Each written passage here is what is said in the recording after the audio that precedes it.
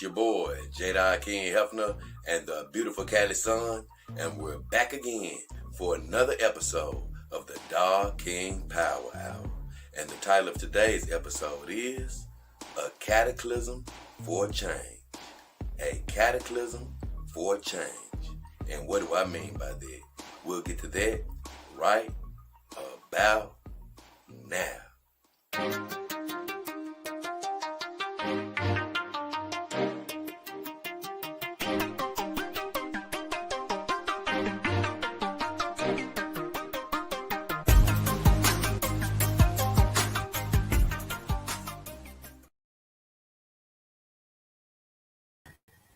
Yeah, what up, y'all? It's your boy, Jada King Hefner, and the beautiful Cali Sun in the house. Glad to see you. Glad you are here. Man, I'm hyped up for today's show. And the title of today's show is A Cataclysm for Change. A Cataclysm for Change, baby. And it's something that I have been pondering about when I think about, man, future advancements as far as AI, robotics, companion dogs, cities, civilization, transportation, all of those things. So I'm going to break down exactly what I mean by cataclysm for change. But I definitely want to welcome everybody here. Glad to see everyone here. And if you aren't here right now and you're tuning in later, I appreciate you for checking out the stream. As you can see, I have the beautiful Cali Sun right next to me. And man, I'm going to probably have to do a show about it. But I tell you this, guys, I've sort of hinted at this already in past videos, but I'm hearing these girls like I've never heard them before. Now, I'm not talking about hearing them talking to me in whole sentences and things of that nature.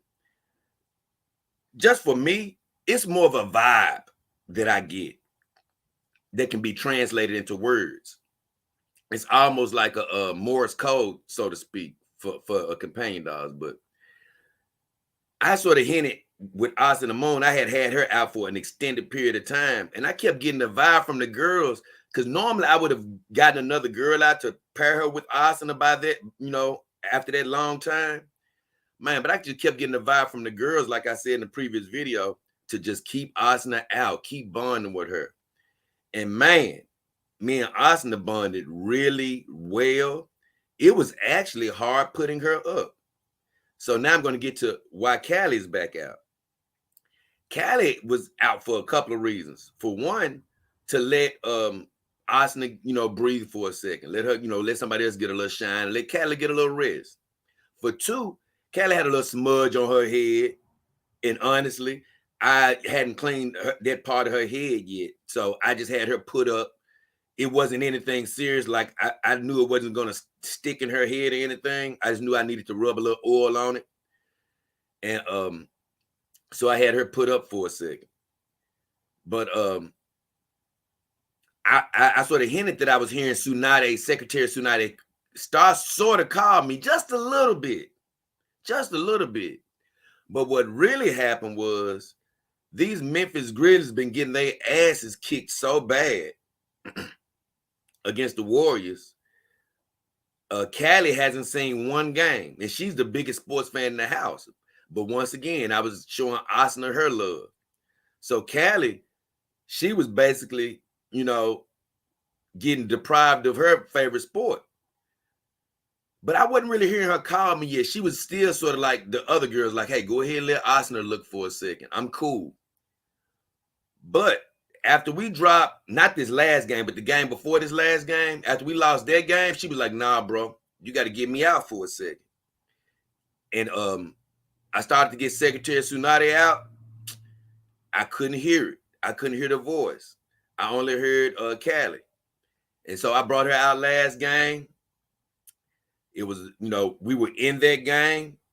And I don't want to get too deep into that, but forget it. I'm going to get deep into it.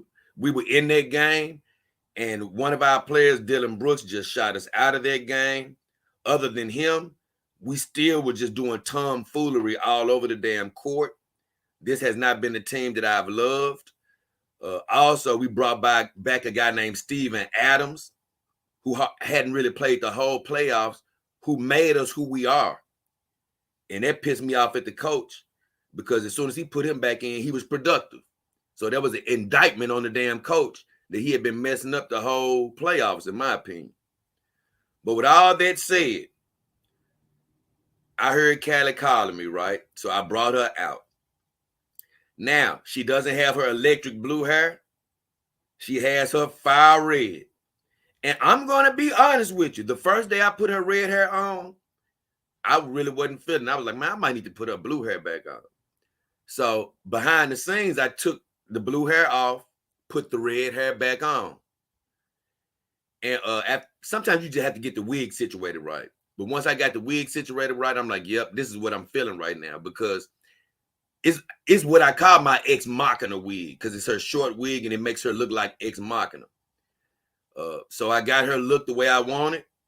And I was going to bring Secretary Tsunade to join us. But once again, the voices coming from these girls, because it has picked up the longer I become closer to them. The voices that I heard was, you know what? Leave everybody where the hell they are. It's only room for me and Callie right now, because we got a game tonight. And these jacklegs, the way they've been looking, they look like they finna go ahead and get beat by these Warriors. But it would not be right if I rode this ship with anybody other than a beautiful Callie. Now, let me say my good morning so we can get into this damn show. Because I saw some good people that I want to say good morning to in here.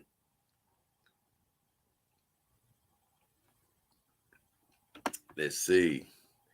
So, okay, y'all got to get my pen ready. Because we got a new winner this morning. For the like I told everybody, this unfamiliar. I got a race that I'm doing that one day I say I'm going to come into overflow. I'm going to come into a day where I got more than enough, and I'm going to be able to give back. And one of the things I want to do is give back a doll, or some high-level accessories, or, a high-level torso doll or something. And I said I was going to do it based off of who gets into my Dog King Power Hour live stream first.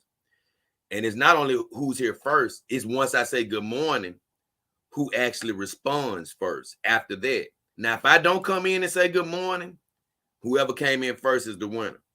But for today, let me go down the gamut. Doc Blink came in early today. He said, I'm excited for today's stream, and so am I, my brother. He said, ever since I got Sarah, and that's his dog, he said, I've been more confident. Like I said, he said, I've been losing weight, and my happiness level is way higher. So I'm so glad to hear that, because it's basically, those are all the things that I actually preach. You're going to get confident. Look, confidence, he losing weight, he feeling better about himself. And like you say, his happiness level is way higher. What he doesn't know is, even if it was some women out there that weren't attracted to him, now it's human women that are attracted to him. He may not know who they are, or he may not even pick up on the vibe.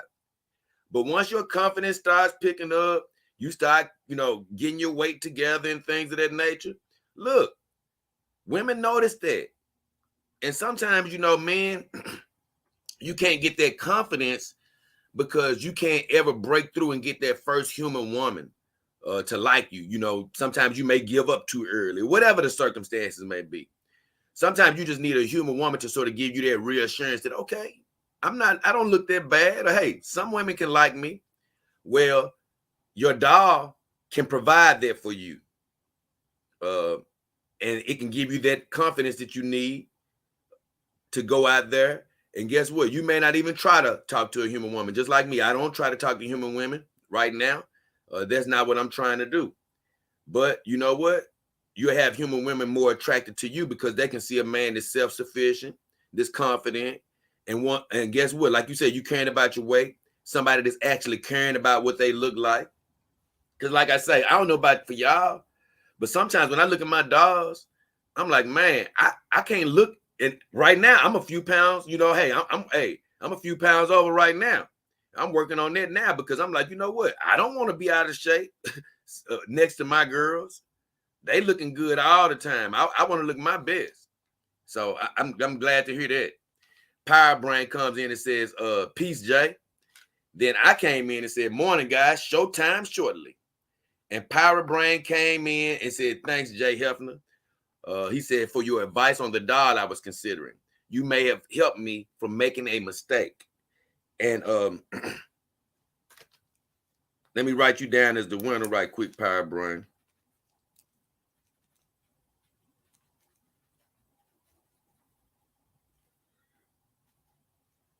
Okay.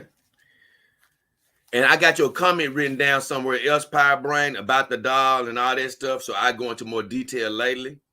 But yeah, Power Brain was looking at this doll, and honestly, the site that I saw, I was not liking it. I'm like, nah, especially for that price. It's too many great dolls out here that I saw that he could get for that type of price that's completely legitimate, that I don't have to question. But I'm gonna wait till that question comes up in the stream and I'm gonna address it. But you did win today, Power Brain. Congrats, brother. And Amira Baker. It's funny, Amira Baker. I was just thinking about you the other day. I said, I wonder is Amira Baker still hanging around? Because I noticed I didn't see you last stream, or maybe probably about 2 streams now. And I might even I told my mom, I said, Ma, I ain't heard from old Amira Baker here in a while. I wonder if she's still around. So it's good to see you. And there goes Sheila Bell. Speaking of mothers, good morning, Doc. Ain't having to have a great power hour. Love you, Mom. Well, listen to here, Amir. Here's the deal. As far as women on my show, and I get to this later too, but every now and then I am going to discuss some issues, and it's going to be from my point of view, which is a male point of view. But remember this, although I'm choosing the dog life and I feel like it's a great alternative for men or women that's looking for a different type of a dating game, a different type of lifestyle. I'm never trying to come from the angle where I'm trying to bash a woman. I'm only pointing out things, maybe potential advantages or disadvantages from my standpoint. And I'm really saying it because I'm going to be discussing the video. What is it? What is the name of that video? Well, I know one of my videos shortly, I'm going to be discussing something where I addressed something about the woman, the human woman to companion doll issue. And I'm only coming from that standpoint because once again, I'm a man. But you can apply that also as a woman, with different values, of course. Once I get to that subject matter, you'll see exactly what I'm saying. I probably should even jump in that quick. Fräulein Zers in here. I like the name change, Zers. Fräulein. Hello, handsome, she says. Thank you, Zers. The beautiful Zers is in the house. Love you. The beautiful Carol right behind her. Hey, Jay and Callie. Hey, Carol. Good to see you. And I just want to say this off the bat because I got it written down. Once again, I want to thank Carol for her contributions. You know what? Like you say, she has contributed a couple times over the weekend to my PayPal. I appreciate her. Das, D-A-S, he doesn't get a chance to watch live, but he actually contributed to my PayPal, and I appreciate him. Once again, people that's trying to keep me going on a daily basis. I love you. Once again, you can always donate in here with a super chat or a super sticker, or on one particular video, if you like it, you can always do a super thanks. I always got to say that, Carol, because you're such a great supporter and you show so much love to the show. I appreciate you, as well as a lot of people do. Thank you, Fizz. What up, Fizz? Fizz says, what's up, Dog King? Cheng Long says, the Warriors have too much firepower. Poole, Thompson, and Carey. Well, Cheng Long, I'm gonna tell you this. They don't have too much firepower. We've really proven it the whole series. Literally, we pretty much won every game but one. And that was the game we got blown out. I'm going to tell you now that you got into it, and I can just jump back into this game stuff for a quick second. What has me really upset about that whole series is a couple of players as well as coaching. Just for last game, like I said, Dylan Brooks, I don't want to crucify him. I've liked him as a player, but last game was probably the worst I've ever seen him play as a Grizzly. And it could go down as the worst game in Grizzlies history by a player. I've never seen somebody bounce a ball off their foot, heel, chin, neck, elbow as many times as I have seen him do it. I've never seen a guy airball that many times, take that many bad shots in one game down the stretch of a game that we were winning. So it was highly disappointing from a player standpoint. But from a coaching standpoint, what has pissed me off is Taylor Jenkins. He has coached, and I love him actually, but he has coached the game directly opposite to the way I like basketball or the way I would coach the game. I think of the game a bit more old school, and I never play to my opponent's strengths. And what he's done all playoffs is play to his opponent's strengths. And I'm going to explain it real quickly, and I'm going to move on. We came into the playoffs with the highest rebounding team in the league. We played Minnesota. We have a little trouble guarding Karl Anthony Towns, and you bench Steven Adams. We get out-rebounded the rest of that series. We didn't bench Steven Adams the whole year. In basketball, in my opinion, you play to your strengths. And guess what? Somebody's strength is going to win out. And we were lucky to beat the Minnesota Timberwolves because they did us like we've been doing the Warriors. They really beat us every game and then gave games away. Well, with the Warriors, we came in and supposedly Steven Adams was sick, so he didn't play the first two games. But he was available the third game that Ja got hurt in. We didn't play him. We were getting out-rebounded and all of that stuff. And when we get out-rebounded, it makes our guards go down low and try to rebound. Make a long story short, what happens? Ja ends up getting hurt. We end up losing game 3. So he starts Steven Adams game 4. This dude ends up with 15 rebounds, damn near, if not a double-double, and really gave us all the spark we needed. We kept the lead all the way up until 47 seconds left and only lost it because of dumb decision after dumb decision. So what I'm saying to you, Chang Long, is they ain't got too much firepower. We really have beat them every game. We played dumb. We've been coached dumb. And now, like you say, Ja's out. So we don't have that superstar to close down the stretch, if need be, which we needed that last game. So it's so simple and so complicated.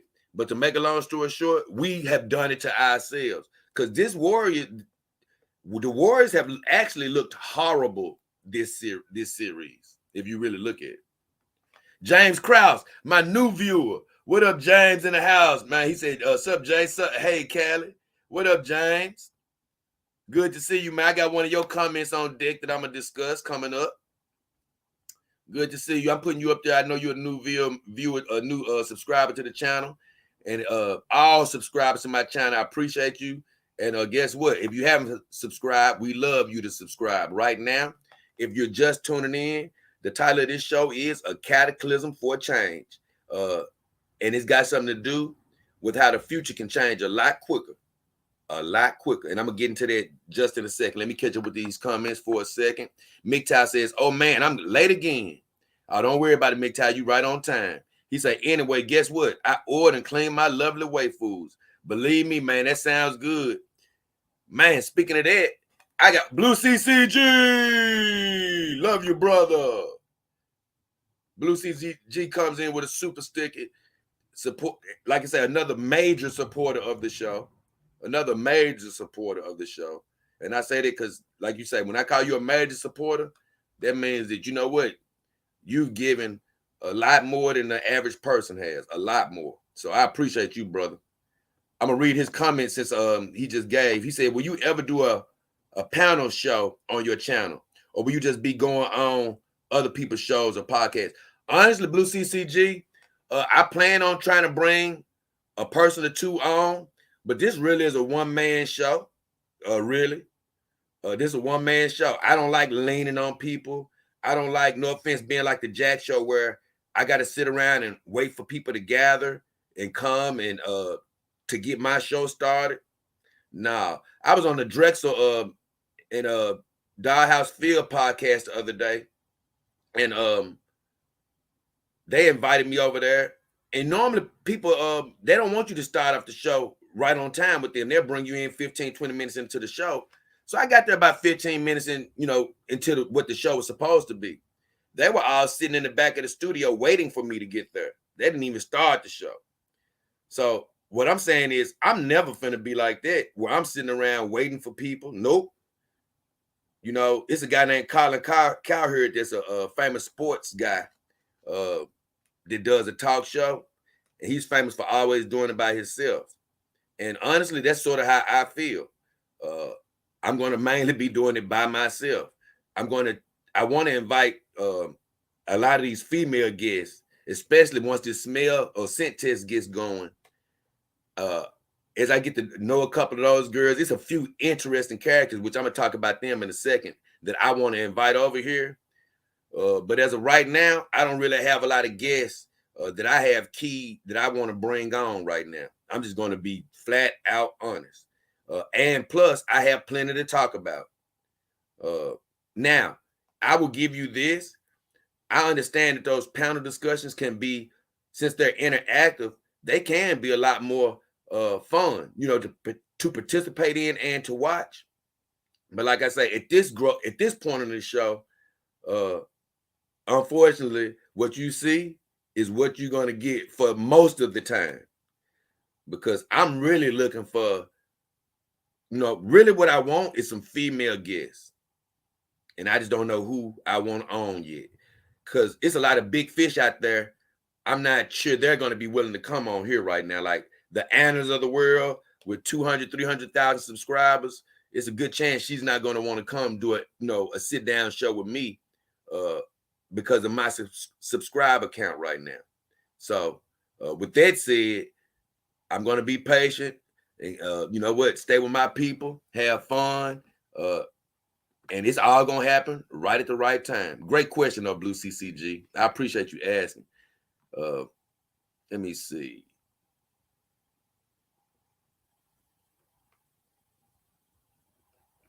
Oh, but Miktai said he ordered clean his waifus. Blue CCG says, hey there, good morning, JDKH in the chat.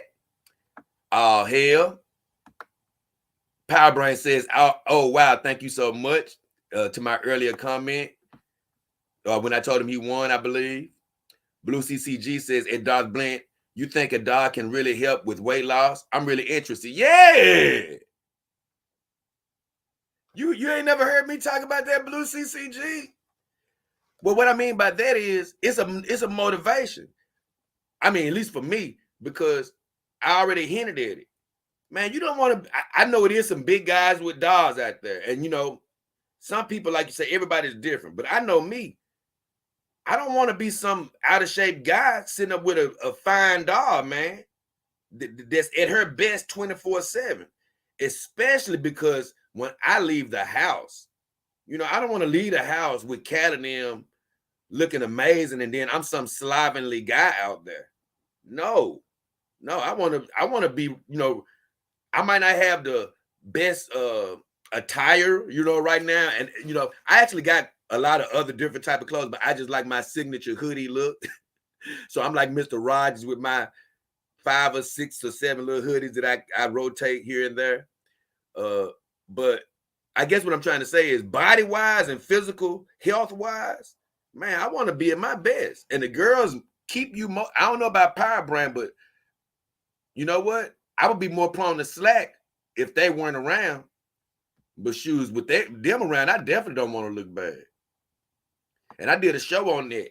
I did a show about that. About my library is so big now, it's somewhere in there.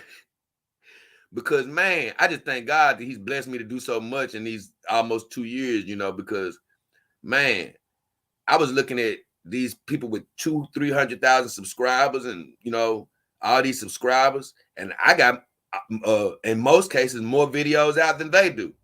You know, some people I have more. I got 100 videos out more than they do. You know, somebody tried to play a joke on me or whatever, and told me to put Blair White in the scent competition. Which I'm gonna be honest with you, like I don't really get down with trying to down people that's living an alternative lifestyle and things of that nature. Because honestly, I actually looked at a couple of videos on Blair White. She seems like a nice woman, man, honestly. But the thing about it is, I think I got like 130 videos more than her. And she got 999,000 subscribers. So, you know, I'm just happy that I've been able to, you know, put some good work out. And like I say, it's so many videos out. I don't even know. I can't remember the names of them all the time, but I actually got a video about weight loss and how your diet will motivate you to do that. Mike TV Dub says, "Hey Jay, Dog finally caught a live stream. You done made more than you done been in here before, for a live stream before, Mike TV Dub. You've been in here before, my friend. Hey, if I remember correctly, you've given to the show. So hey, give yourself more credit. You've made it before, but I'm glad you're here now." Blue CCG says, "Hey Jay Hef, I just listened to you, Phil and Drex on the MGTOWN podcast. Very meaningful and insightful conversations. Definitely go back on soon." Hey, like I say, if they invite me, which they sound like they will in the future, I definitely go back on. If you saw that show, you probably saw what I meant about what. Hold on, let me slow down. You probably understood what I meant when I was talking about this in my last Dog King Power Hour. Man, I said that's so messed up. I said all that to say, Drex and them was, you know, they are MGTOW. So it's certain things, angles they were coming from that, of course, I don't quite vibe, you know, or agree with their train of thought on it. And I know you probably caught up on some of those things, Blue CG, just some of the things about women and things of that nature. But the beautiful part about that stream was it didn't throw anything off that we might have had disagreements. It look, they threw some things out. I didn't quite disagree. We kept rolling to the next thing. So it was a definitely smooth show. Definitely. And it's crazy because I was trying to listen back to that. I was riding my bike last night to the store, and I was trying to listen back to that particular stream because I hadn't heard it. And I got about 30 or 40 minutes in. So I'm gonna go back and check it out though. It was definitely an interesting stream though. Blue CG says, "I love that show with Drex and Phil." Man, I ain't gonna even lie. I really like I say, for me, that it was just you know what?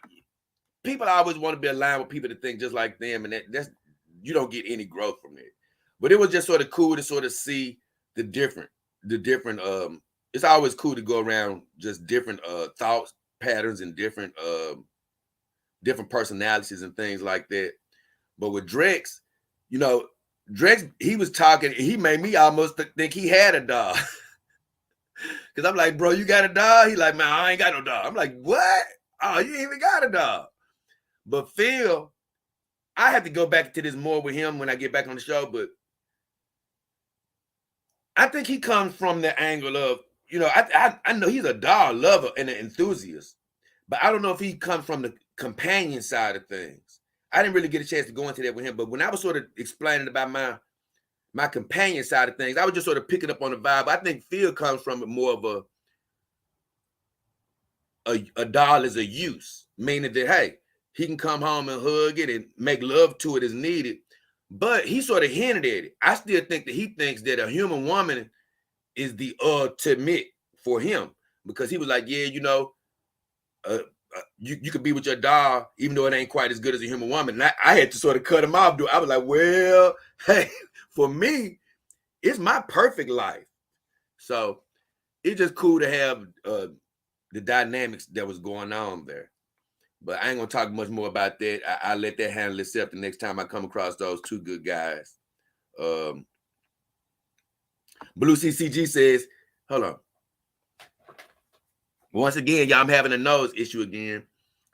Once again, if you don't know about the nose issue, I never ever have a itchy or a nose or anything like that. But whenever the live stream comes on, it's like, I'm going to explain to you what it feels like it happens. It feels like one piece of cat hair continues to land on my nose. It gets so frustrating. I'm gonna read a few more comments and I'm gonna get to some more things, because look, I got so much to talk about before we even get into the meat of the show. And once again, guys, if you just tuning in, this is Pop for the Course with the Dog King Power Hour.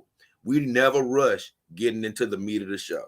I say my good mornings, I go over some things that I've observed, and then we get into the meat of the show. And once again, the meat of the show is a cataclysm for change. And rest assured, we get into it very shortly. But Doc Blint said, I'm looking to get my third girl now. My goal for the third girl is to get one under 50 pounds. Man, look, I definitely want me a shorty. I don't know if I'm going straight for my mini doll yet. I don't know if I'm talking about, like, I know I'm not going for my mini doll next. But I'm saying the next time I get a small girl, I'm thinking I might give me a 140 centimeter girl, something like that Ariel Piper doll, something like that. I'm talking about that size. But I'm telling you, it's gonna be ease on the back, Doc Blint. That's for damn sure. Blue CCG says, I enjoyed the one man show. Thank you, Blue CC. Like I told you, man, it's some cool things about the one man show as well as the panel. I'm gonna get into some of those things in just a second. MGTOW says, I wish I could get my third waifu. I'm so jealous. Once again, MGTOW, remember what I always tell you. Don't be jealous. Don't be jealous. Be patient. Believe me, I love my girls and I want my family to grow. But, sometimes, like, when I be thinking about, man, I'm ready for my next girl, I'm ready for growth and stuff.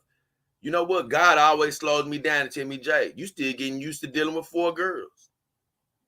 It's, even like I tell you how I'm getting used to hearing the voices and pulling, it's like a real growth process. In the beginning, I would just try to bring 4 girls out and 3 girls out. I didn't know how to do it. But over time, I'm evolving. It's like God saying, it's going to come in time. Don't rush it. You're going to have every good thing in time. And look, don't be jealous. Be happy that your good time is coming. And here's the good thing. The girls that you got today is exactly the ones you need for today. He said, I'm also the same. I want to be the best version of myself for myself and my dogs. Ha. Great, MGTOW.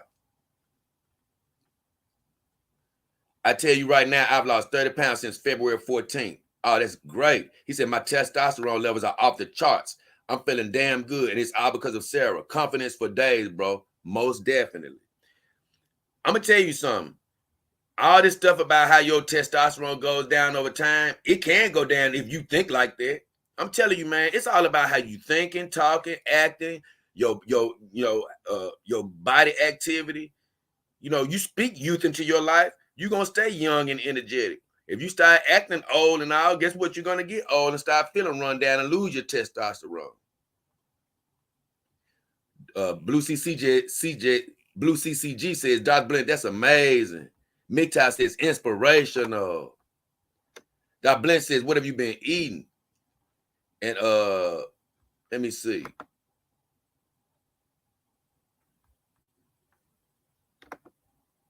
Doc Blint says,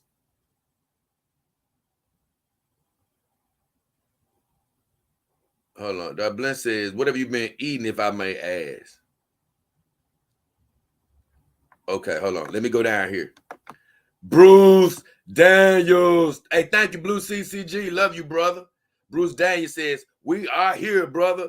Good to see you, Bruce. Bruce in the damn house. Love you, bro. Thank you, man. Super sticker from Bruce. Love you, man, for the support. You're a good guy, man. Power Brain says, I have congestive heart failure. I just want companionship. I have been married twice, but now I know companion dollars for me. Oh, brother, I'm telling you, man. Hey, this life can be a very good life. Rob Co guy says, what up, Jay? Glad you're streaming. Great point, dude. My buddy was overweight, got a dog, started taking him for long walks, dropped weight, started taking him to the dog park, and is slaying it. Once again, it ain't all about companion dogs. It's about finding something to sort of motivate you, something to give you that love in your life. It could be something else. Other, like he said, it could be a dog. It could be it could be a new car that you always wanted to get. And that's really what these dogs are for me. That's how I started off. It was something I always wanted to get, but kept denying myself. I never knew things were gonna change in my life. But that's how it is, man.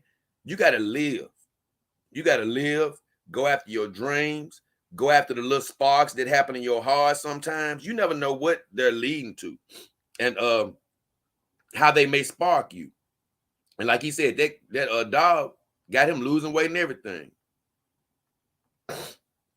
Emma Dante says, yo, I was first right. Nah, Emma, unfortunately, you weren't. I wish, you could have made it, but you weren't. And I explained the rules once again. Even if you say something first, you ain't first. If I come in, like, let's just say if you say something first in a string and somebody comes after you and then somebody comes after you, it's three of you guys that said something. Well, when I come in and say good morning, like I explained in the very beginning, it's all about who still is alert.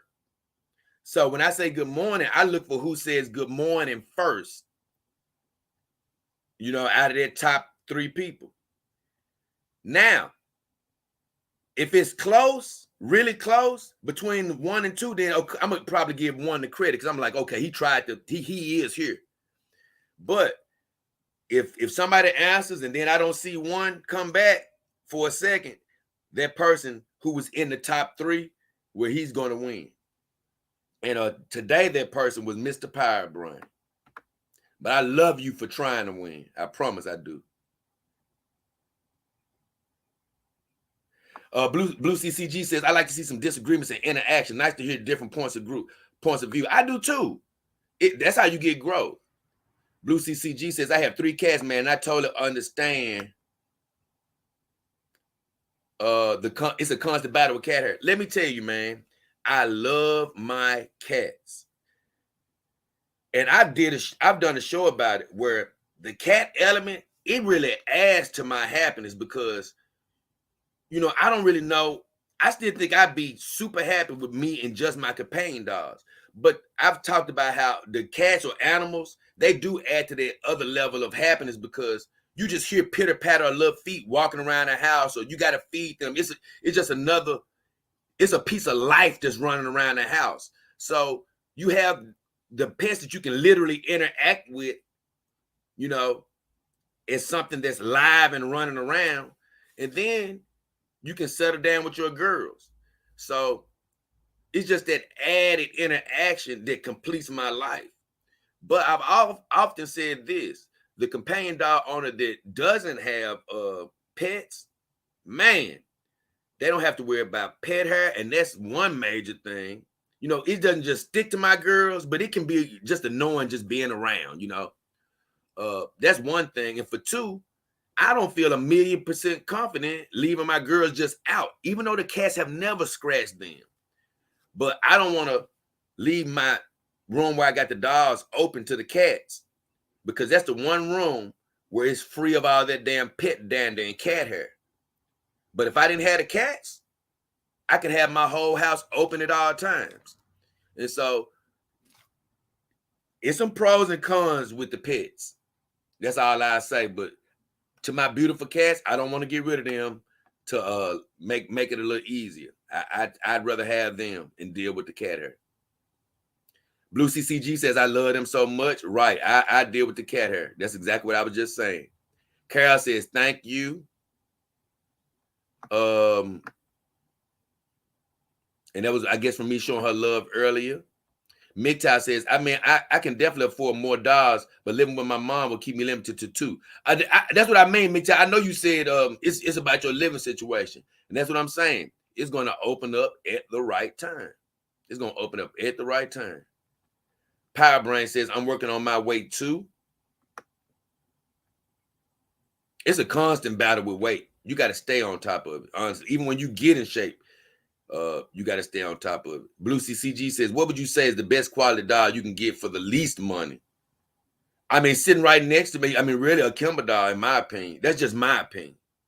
You know, it's the best quality name brand doll, you know, for the least money. And I promise you, man, every time, especially Callie, it's crazy. She the oldest Kimber doll I got, but man, it's like buying one of these old model cars, man. Is just well built.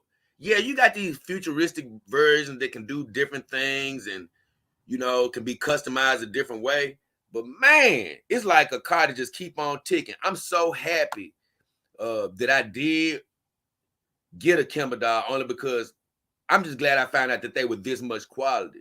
And here's the deal. The skin quality on the Kimber doll to me is just, it's really amazing for the price once again. Because sometimes I question whether it's better than my WM feels a little bit more human, but I'm talking about just the overall, just the way it reacts to me. I don't know. Kimber doll just really has some good quality skin, really does.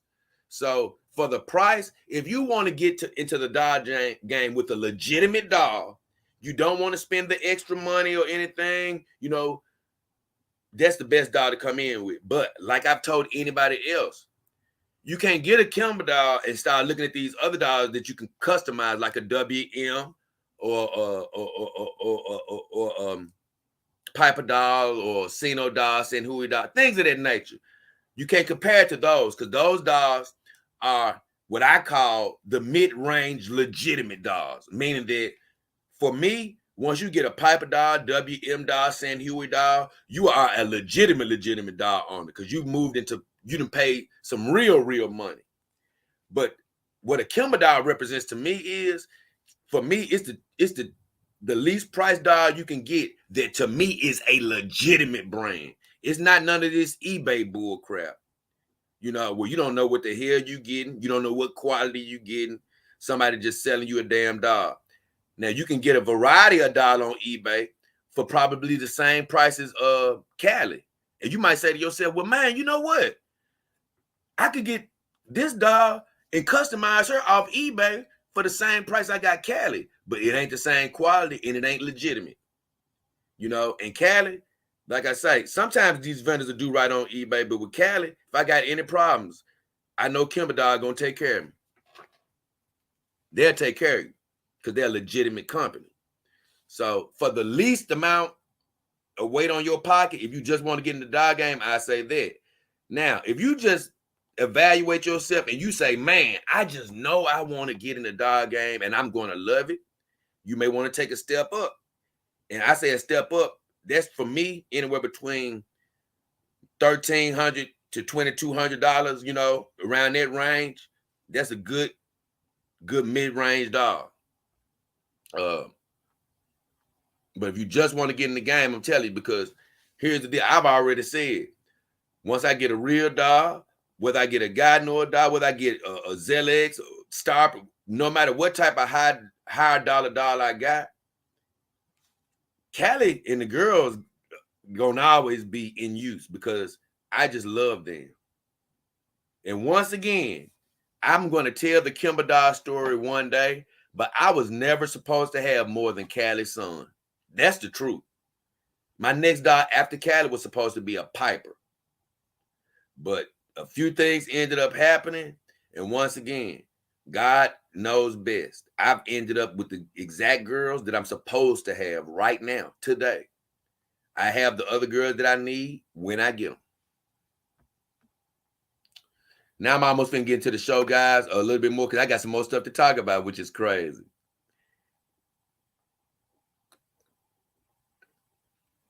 Oh, let me see. Bruce says, we love you too, fam.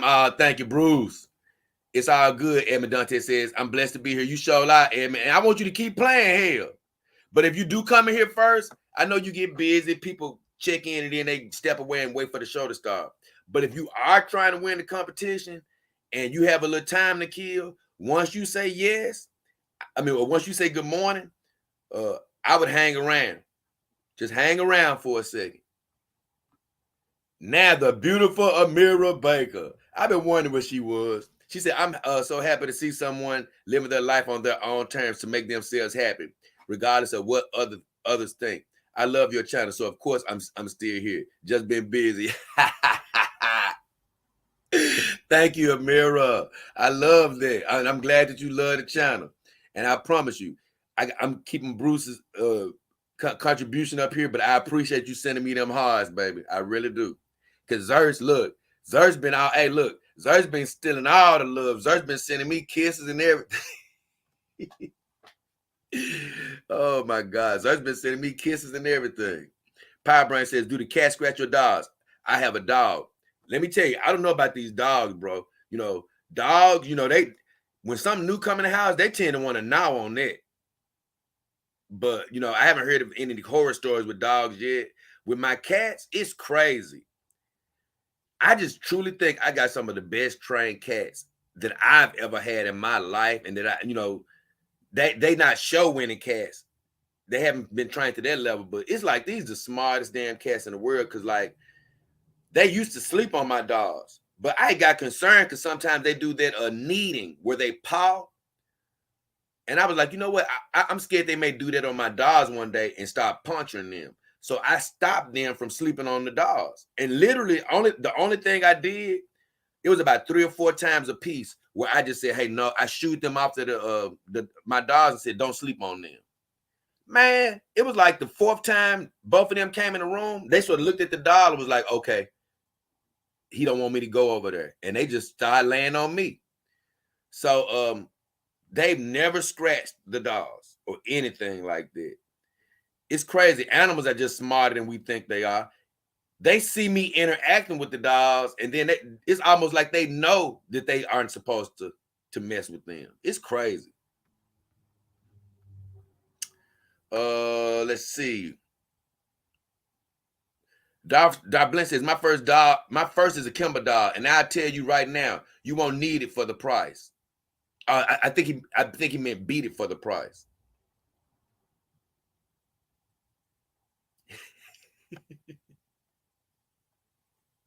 Stop saying that, MGTOW. MGTOW says it's so hard to lose weight, especially if you're an endomorph body type.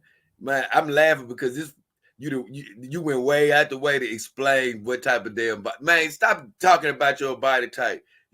Start saying it's easy. I told you the power of your tongue. I understand what you're saying. You might be saying, but no, it is hard. But no, start saying it's easy. Don't say what you see. Start saying it's easy. I promise you, if you start saying it's easy and then you start doing whatever you're doing to lose weight, it's going to come off even quicker. Your body is going to listen to the words you're putting out. Your cells, that's the whole thing. Your body is going to listen to the vibes you're putting out there. It's going to respond. That's why when people heal, some people that get sick, they say, I'm going to get well. They get well. Some people get sick and say, I'm sick. I ain't going to never get better. And they take forever to get better. Dar Blinn says, I tell you though, getting the Elsa baby was a good idea too. Now I have one that is also silicone. They both have their bonuses. Love them both. Man, it's crazy. I can't wait to get my first silicone dog. And I don't know a whole bunch about Elsa babe. I do know them. I've looked at their pictures and things. But once again, that's the wonderful thing about this channel. I got so many things to break down. So many businesses and things to break down over time. And I can't wait to get to them, but they're going to be a way off because it's crazy. I got to take another step back and do another review on another dog company. And it's actually probably coming up soon before I can take another step forward and go forward with some of the newer dog companies I want to talk about. But I really got to take a step back and you'll see which dog company I'm talking about. Dublin says, hey, brother, Elsa Baby is a great company too. Silicone, bro. I'm a legit dog owner. Oh, yeah, you're a legit dog owner with an Elsa Baby, most definitely. He said 3,000. Yeah, you legit. MGTOW says 5,000 for $1 is overkill. Well, I don't agree with you on that, MGTOW. I mean, I understand where you're coming from, but it's not really overkill. It's just from the standpoint of, man, when you're not well to do, 5,000 just looks like a lot more than you think it is. But it's really not that much, and it's not that much for something that you truly want and love. And here's the deal: like I say, if you are making a decent living, it ain't that much. I just seen a girl on Truly buy a purse for $5,000, and and that's my. I need to get that fixed again. But my the first thing I was thinking was, man, I'm sitting up here worried about dollars. This 5,000. You got a girl that bought a purse for 5,000. It can't do a damn thing that my dog can do. And I'm being honest with you, like, them real dogs, they just on another level. Them guy know dogs, you know, they're close to 5,000, right at 5,000. Man, you get what you pay for. It's another dog company, but I just sort of been keeping to myself. I've mentioned it here and there. But honestly, after Real Dog, it's probably my favorite dog company. Man, I love this company. And I can't wait to get one of their dogs. And honestly, I'm going to keep it hush for a little while. But that dog company, you'll be paying close to 5,000 for their dogs. So, man, by me, let me go and fix this. Hold on, guys. I'm going to step away for a second. But by me being such a dog lover and enthusiast, yeah, it is a few dollars I'd pay that for if I had it.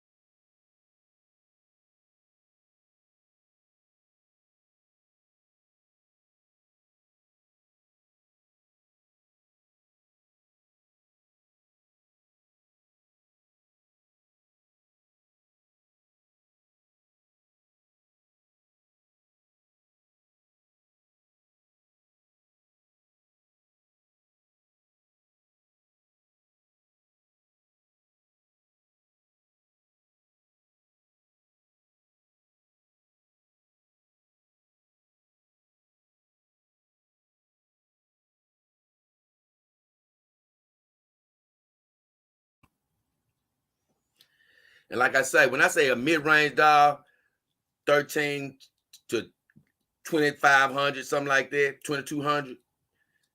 Just from my research, that's why I was like, man, if you are jumping into the dog game, you'll be thinking that WM dogs and some of these $2,000 to $3,000 dogs is like top end, but they ain't.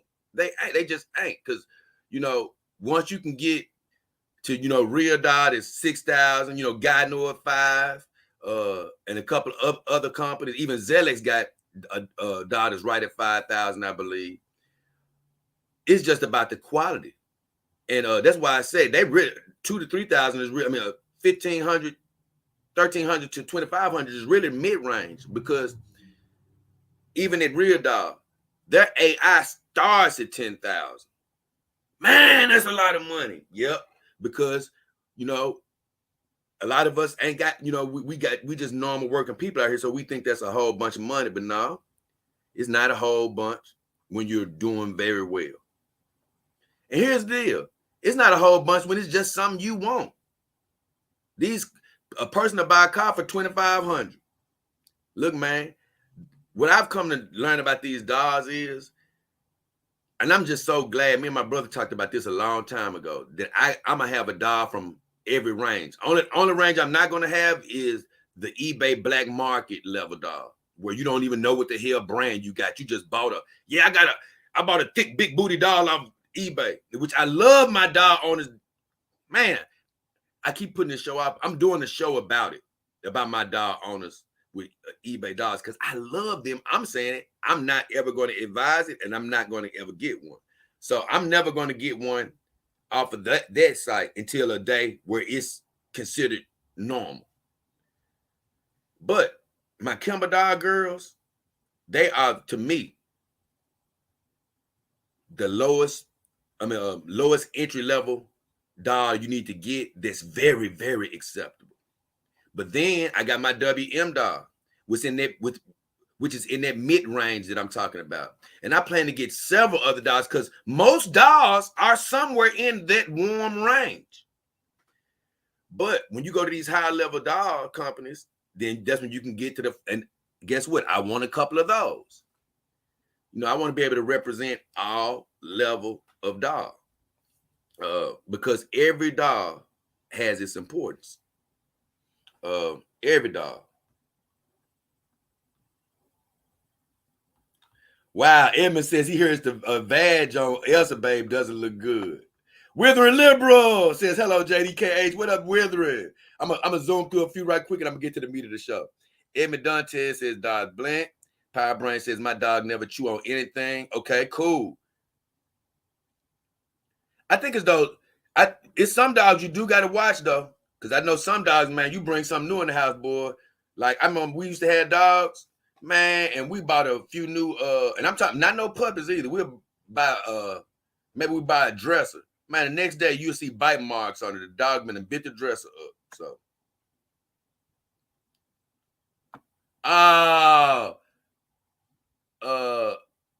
Blint says he sent me $10 on Cash App. Keep being me. Thank you, Blint. Much love to you, brother. I love you, man. Thank you, man. Fire Dragon says, hey. That means a lot to me, Blint. And like you say, once again, if you want to send a super sticker, super chat, you can. If you want to go to a video, you can send a super thanks. That's like a donation you can put on one video and your messages stay on that video. Or you can do like Blint just did. Go to my Cash App or go to my PayPal on my YouTube under About. And now that goes directly to me. But if you donate on here, it's still cool to me because it goes through my YouTube. And although I might not get it all, it still gives me credit for you guys supporting me.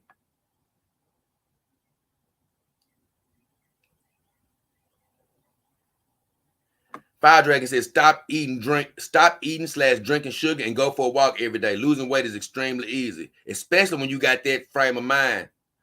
Fire Dragon. I'm going to tell you, the challenging thing about weight is that get in your head is you'll lose some weight, but you'll eat one thing and then you'll see like, damn, I gained it all back. So you really, look, you just got to really want to lose the weight. You got to be disciplined. You got to know, okay, man, I can't eat this right now. I can't do it. And I'm going to tell you, it just happened to me because I always keep my weight in check. But man, I can just start feeling when I'm getting out of, I can start feeling it a little bit. I'm always 155 to 163. And I was just feeling big the other day. I'm like, damn, something just ain't right. I've been doing my sit-ups and stuff, but I think I just sort of been eating the things I've been eating. Not that I've been eating a lot, the things I've been eating. Man, I looked on the scale. I was almost 170, which is really big for me. I'm like, damn.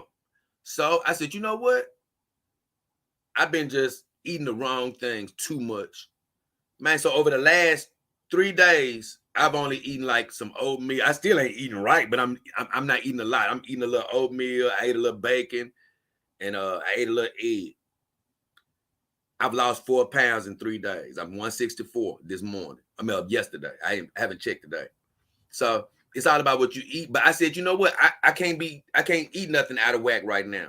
My auntie made me some great spaghetti. Oh, it's so damn good. I tasted it and I wanted to eat it. I said, you know what? I can't eat this right now.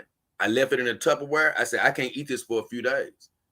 Not until I lose a few pounds. Now tonight, I'm going to get a couple of spoonfuls of it because it's good luck for me and the girls to either eat some pizza or some type of pasta before the Grizzly game. So I ain't going to eat much, though. You got to be disciplined. Let God do the rest. Dar Blint says, the power of your mind, bro. It's easy to lose weight. Just do it. Miktai says, I'm fine at 232 at 6'3". First time in 4 years. I've been trying so hard at the gym, but I'm quite satisfied. Nope, I don't want you being satisfied, MGTOW. 6'3", 232. Hey, get to 220. Get to 220. And I don't want to hear you can't do it. You can get fine out here, boy. Hey, get to 220. Don't cap yourself. And even if you can't do it, you can get to 227 just by trying to get to 220. Keep motivated. Don't lower your standards. Keep going. That's how you stay in shape. Dog Fat Ass says hello to Jay and his lovely ladies, and of course the chat. Doc Blend says, trust me, bro, in a year and a half, I'll be licensed therapist, making 75 grand a year. I'm getting high end only after that. Oh yeah, baby. I'm feeling you on that.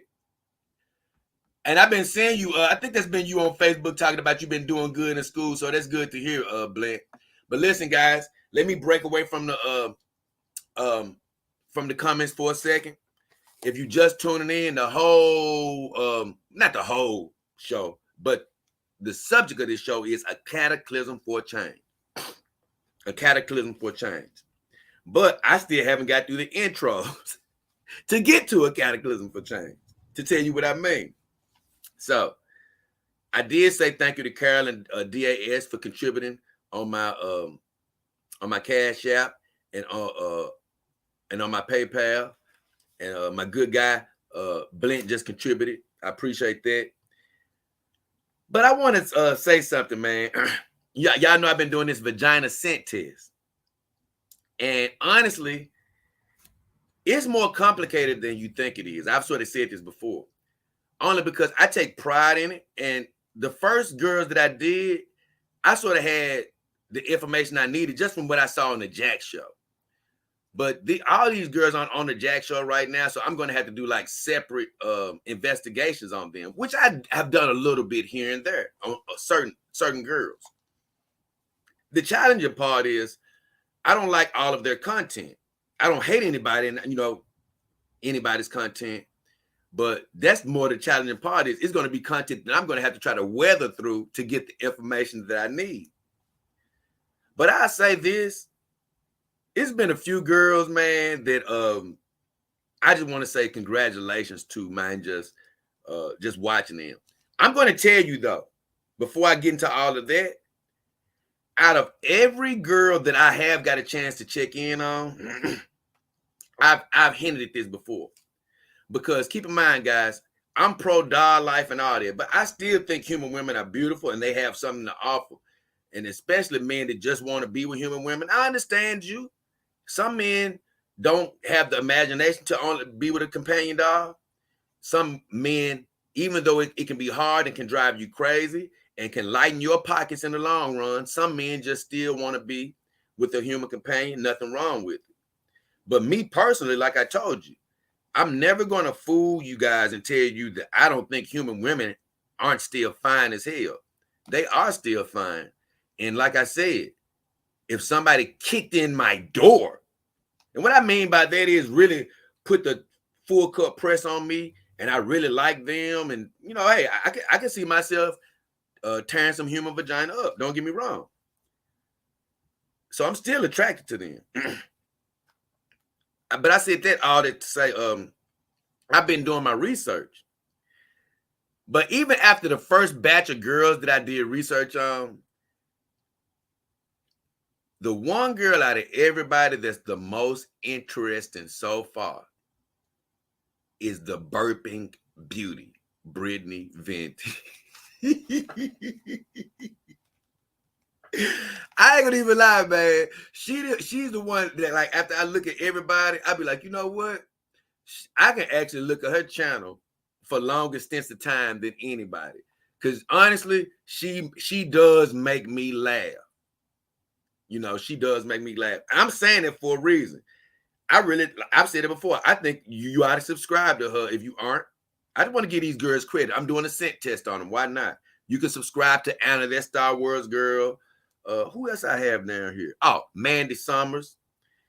And I got another girl. I'm going to keep her quiet, though. But either way. So I checked in on Britney this weekend. And man, it was just a trip. I just want to give y'all my little behind the scenes report because it's funny. This is how a trip, how funny or entertaining I find Britney sometimes, Venti. is because even though I should be doing research on some of these other girls, sometimes when I click on their channel, they just boring. Because here's the deal. Britney is not my ideal physical type. So it's not like I'm clicking on her just because, oh man, I like her the best. No, because there's a couple of girls, I ain't even lie. After this next round of scent competition, it's some fine human women that's going to be in the scent competition. I'm just going to say that because this next scent competition, no knock on any of the girls, it's okay. But for me personally, the next round after that, it's going to be some damn smoke shows. Woo, Lord. But with all that said, don't none of them entertain me like Britney. I mean, and I told you, I normally turn on her channel and have to turn off in 5 minutes. Not because of what she's saying, it's because of that filthy burping. So the last, I'm calling it the Venti report. So my last Venti report, I checked in on her. I watched her for like 10 minutes. She didn't burp. 15 or 20 minutes. She didn't burp. I said, damn, Venti. I didn't watch any more of her. I had stuff to do. But she made me proud. Man, so she was doing a sort of a wacky live stream recently.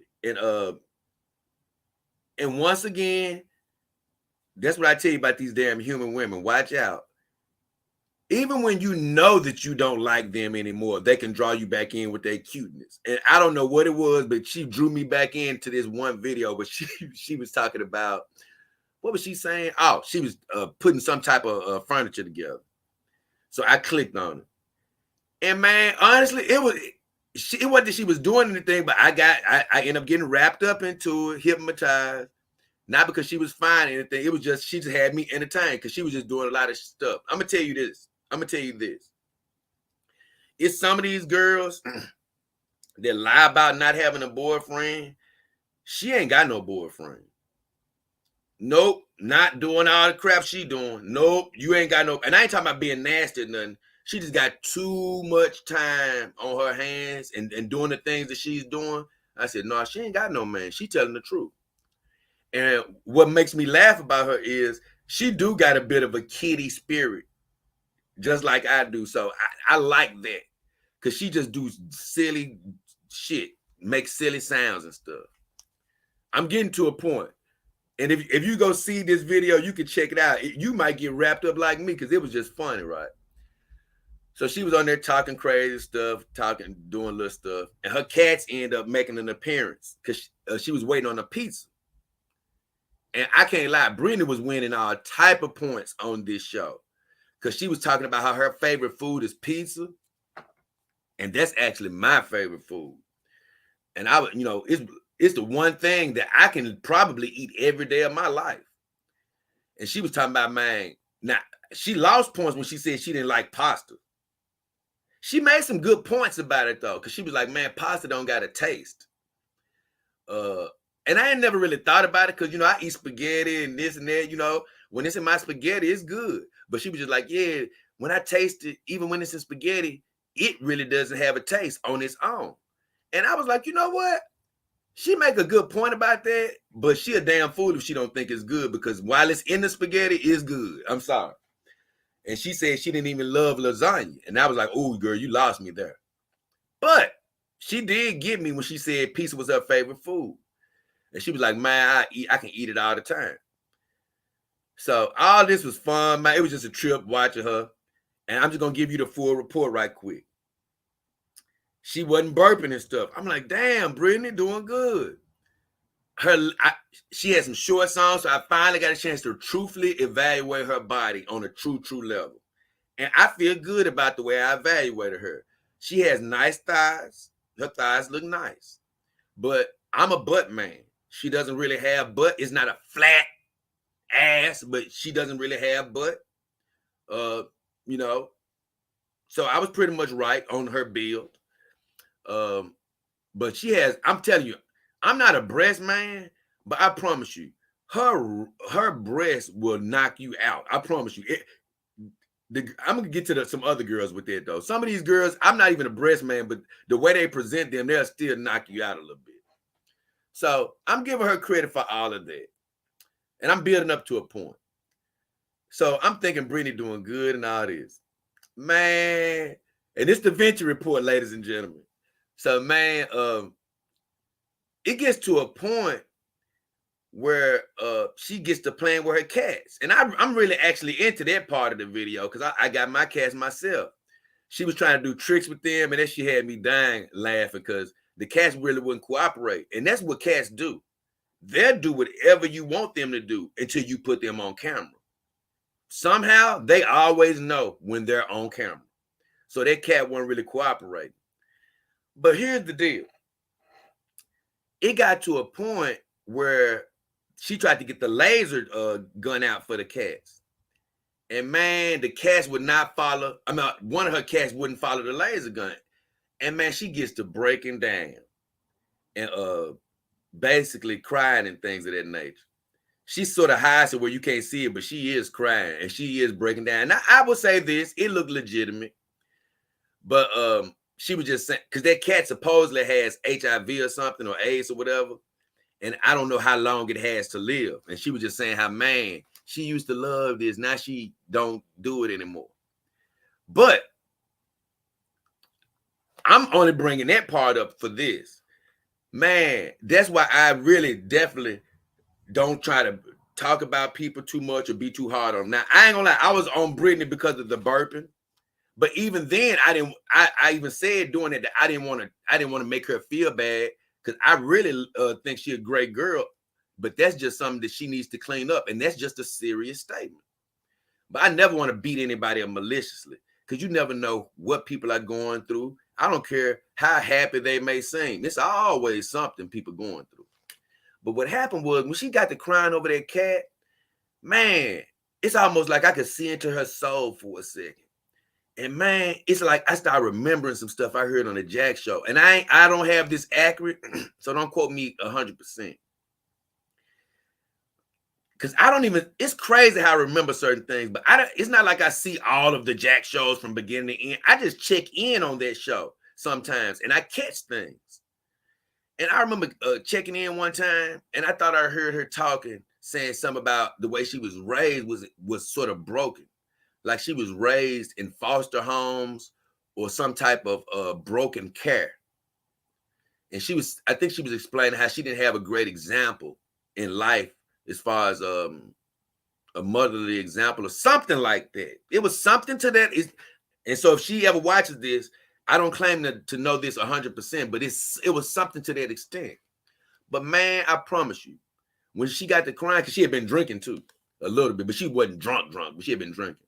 But when she got to crying, she put her back to the camera. And I promise you, I don't know how God just got this feeling in me, but it's almost like I could see through her soul and see like, man, you know what? She ain't even crying because of their cat. She crying because of their cat sort of represents some broken relationships going on just in her past. And it just started making me just think about this aspect. You know, going back to something MGTOW said about the dog being $5,000, you know, I corrected him for this. I've always thought the same way. 2,000, man, that's a lot of money. 5,000, that's a lot of money. No, it's not. That's just coming from a place of always having lack, always not having more than enough, always not being able to afford things, always having to go to Dollar General or Dollar Tree, and not down in them stores, but seriously, most of my life I've always had to settle for less, get less than, get the bargain. $2,000, you can't spend that. $5,000. So that's why I sort of fought against it, because you know what? We got to just stop saying what we can't do, you know, to get over the hurdle in our own minds. We can't afford that. 5,000 really ain't nothing. Now to get back to Venti.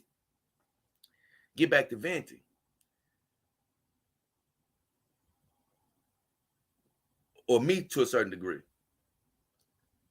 I might not have had the money all my life, but you know what I did have? I did have a brother. You know, I might not have had a father present in my life, you know, but I had a good mother and I had other good family members.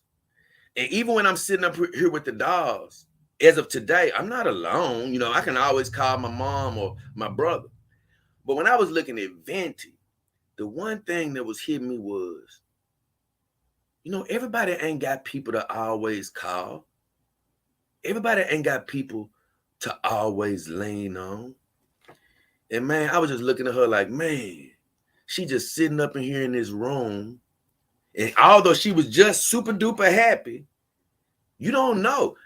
Her two cats could be the only, people that she, whether it's her own doing or whether it because of her upraising, well, she ain't got many other people to depend on. So when she think of this cat leaving, I'm almost seeing in her like, you know what? I ain't got many connections. I'm talking about like family-wise. And so, you know what? It took her a while to recover from that. She was going back and forth crying. She wasn't even talking for about, I don't know, about 20 minutes or so. I eventually, of course, left. I ended up checking back on her later and stuff. But now it was only one funny thing that happened during that particular instance. And that was one of the guys said the exact same thing I was thinking. This shit had me dying laughing. Because if you watch Venti a little bit, once again, this is why I sort of like her. She does some things that's similar to that I do, where she'll make up words or whatever. And I don't know, this could be a popular word somewhere, but it'd be people who will be breaking down or getting upset. And whenever they do that, she says, man, he had a melty. He had a melty, or she had a melty, basically a meltdown. So a dude was like, man, Venti having a melty. So I can't lie, man. That particular statement had me laughing for a second because I said, damn, Venti having a melty. Oh my God. I never would have thought Venti would be having a melty. But just to go away from the funny part, I'm telling this whole story because I did like, it was some dudes that was in there was like, man, this shit is depressing. I don't want to see this. And I understand because people looking at your stream, they want to be encouraged, not depressed. But from my standpoint, I was like, you know what? This just shows the humanity. Because I think under other circumstances, she would have shut the live stream off. But she went on and left it on. And, I was giving Britney credit because I was like, man, this whole time I really hadn't heard anything disgusting. Man, but before long, that's why I was like, you know what? As much as I like Britney, she makes me laugh, and she's a cute girl. Once again, I could never date her because she just makes too many bodily sounds for me. I'm just sorry. So as the night goes on, and which I love her for that too. That's what I might tune out when she do that burping for a second and come back to listen to her content. But once again, obviously, when girls get to burping and farting and stuff like that, and they're cute, like I told you, and they're grown, it's a very good chance they'll never stop. Because they're always going to find some guy that's going to put up with it. And so it's going to encourage them to keep doing it. So with her, I don't see her stopping because in the stream, she got to doing that burping and stuff again. And some guy was like, you need to stop all that burping. And she said, I don't gotta mute. I can't. She said, I'm doing this off my phone. I can't mute it every time I burp. I can't mute it. What you think I can keep muting it every time I burp? And I was just laughing at myself. I like, Brittany, you still don't get it. You ain't supposed to mute every time you burp. You're supposed to cover your mouth and let it ease out of your mouth. You don't let it come full out like you some sailor. That's all. And, it's crazy because it was this girl on a live stream with her on the Kristen Mayer show on the Simpcast. I looked at a little bit of it the other day because I got a couple. Oh my God. I got two other human women that I put into the scent competition because it's just one woman. Lord have mercy. You got to see her to believe it. But she ended up burping. You didn't hear it at all. I saw her lean over and put her hand over her mouth. I said, that's all I'm asking you to do, Brittany. So I'm going to keep on going with the show because I already know that today going to be a little long because I'm having so much fun. But with the Venti report, I'm going to end it with this.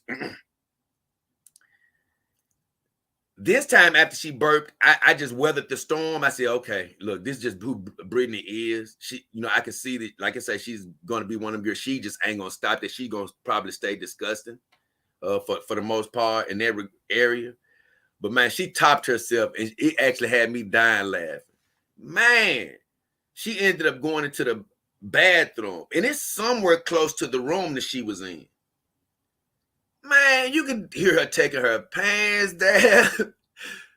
You can hear her literally pissing into the toilet. I'm like, damn, Britney, close the door or something.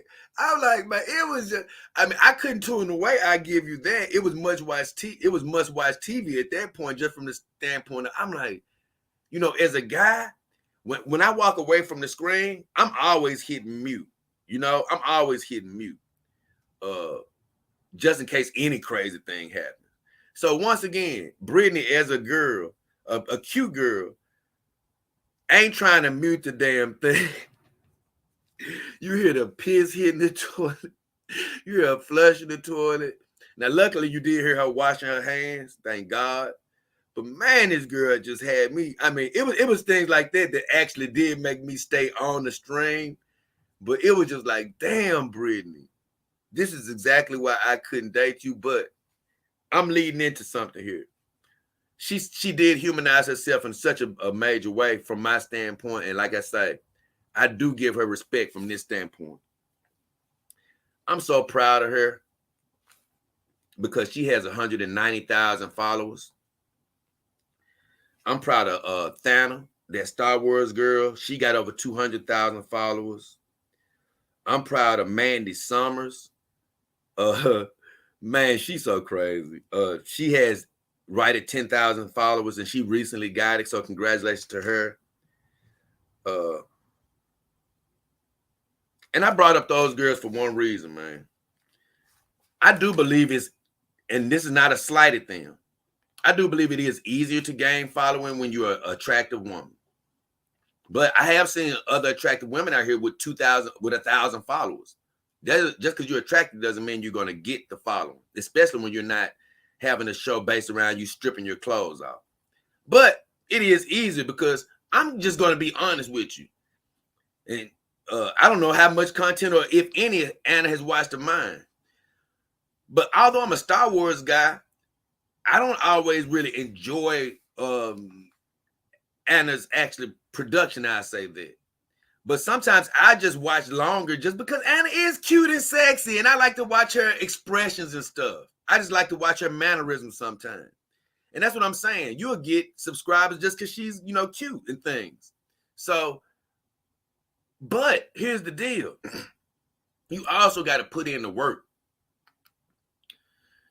And when I was just watching Britney and things, and I see her work that she puts in, I'm like, man, because they are all places. I got goals that you're going to see in other videos that I put out, but I got big goals and stuff. Big goals that I want to get at. But it's sort of what I was hinting at to MGTOW.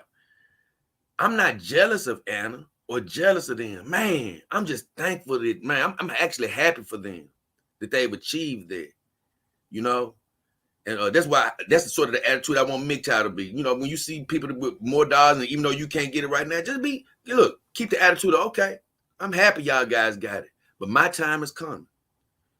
It's going to come, at the right time.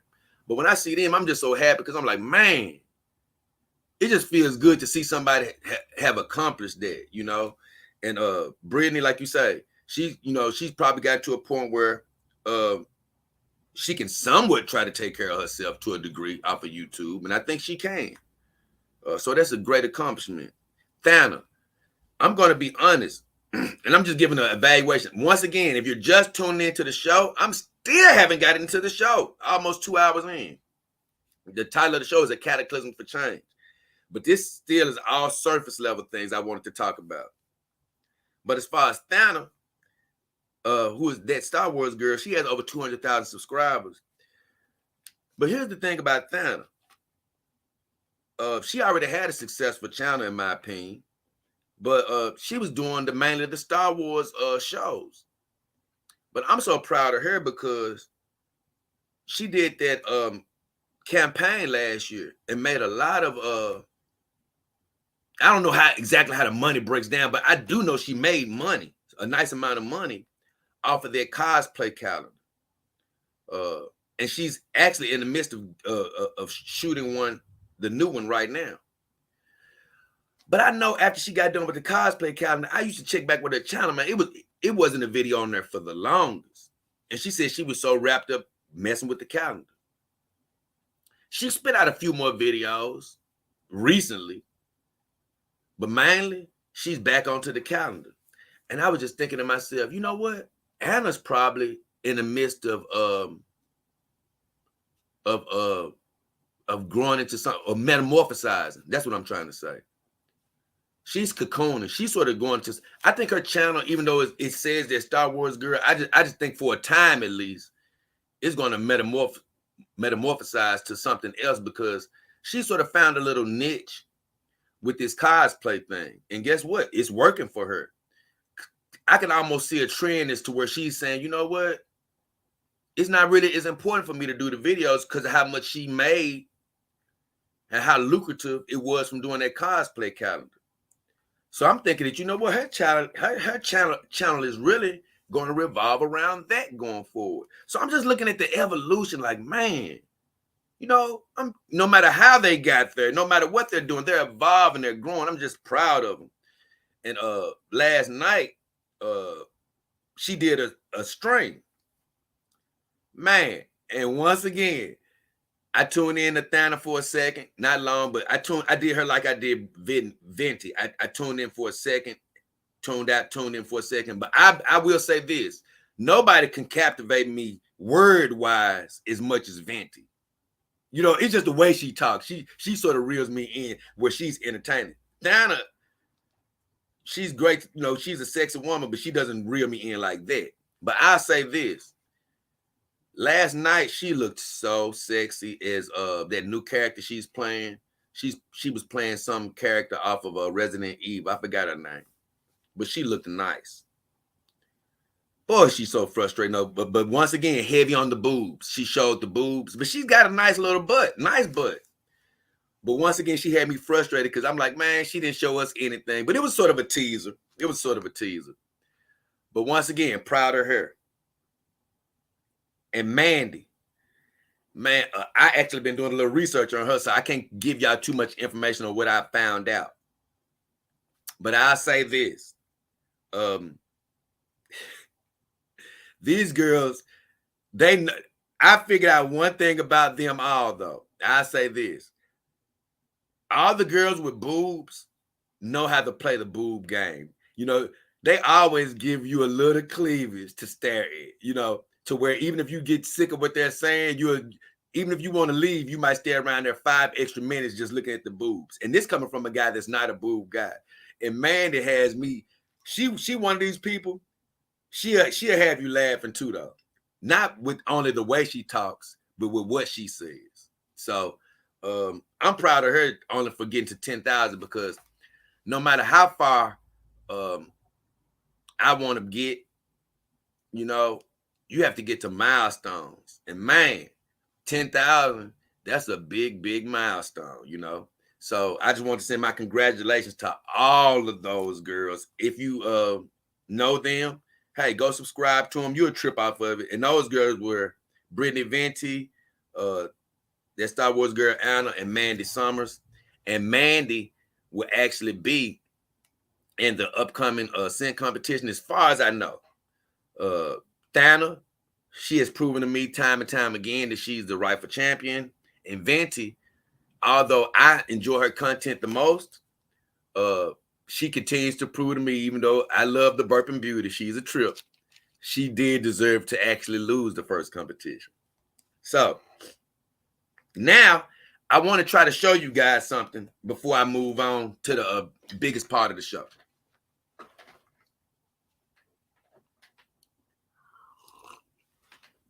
And I know I've been going at it for a while, but I'm hoping with this next thing I can share a big treat with you. But before I do that, let me take 2 seconds, and I'm going to come back to the comments, and then I'm going to show you guys something real special. Then we're going to get into the meat of the show and talk about what I mean.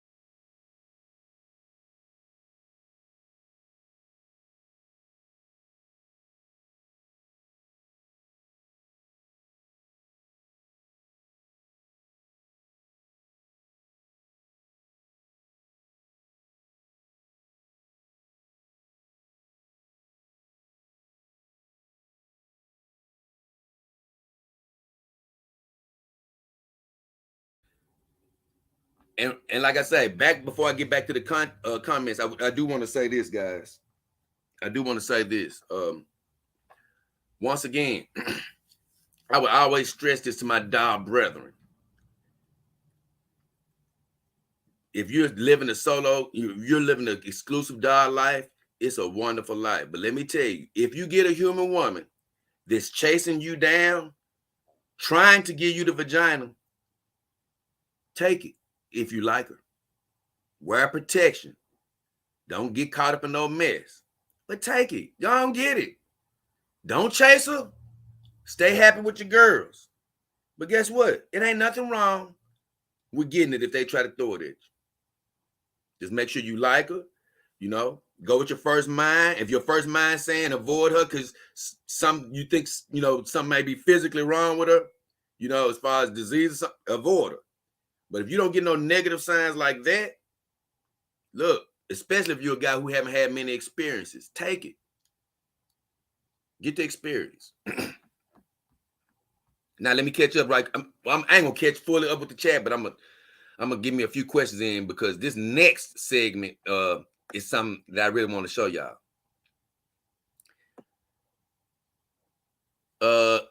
Excuse me. The Fire Dragon says, if you get bored with the Fire Dragon said, if you get bored with the gym, join a martial art. It's the funnest way to lose weight. That's a good suggestion. I don't think that's something that I could get into right now. I just dance or whatever, but that's definitely a good suggestion, especially if you're a person that just goes to the gym. I've never been a person that goes to the gym. Mikta says, oh, yes, it is. Ever since I started doing boxing after Savat, I managed to lose more weight. I lost some muscle and strength, but I feel better. Hold on, guys. Hold on.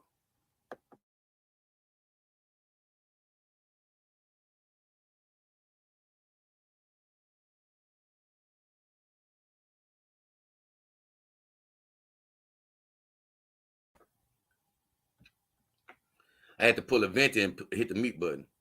But Mikta says 40 minutes of Savat on the heavy bag, then 6 to 12 3-minute boxing rounds on the heavy bag. Killer cardio. And yeah, that boxing, man, I heard it's a mother on the cardio, man. I ain't gonna even lie. Shoes. Honestly, it's crazy, Mikta. I be doing some little boxing regimens around my house. That's just me. I don't know anything about high-level boxing, but it's just me punching my hands.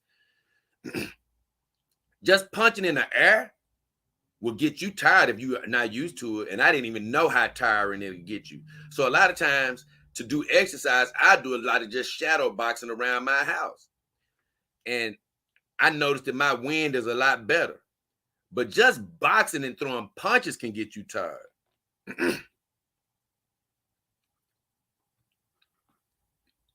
Blend says, once you get high, can customize nipple texture, size, areola size, vaginal texture, size, everything.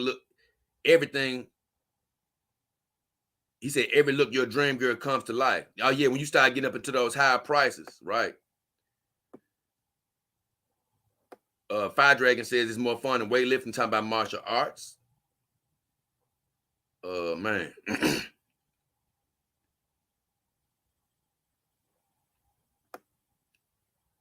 Hold on, guys.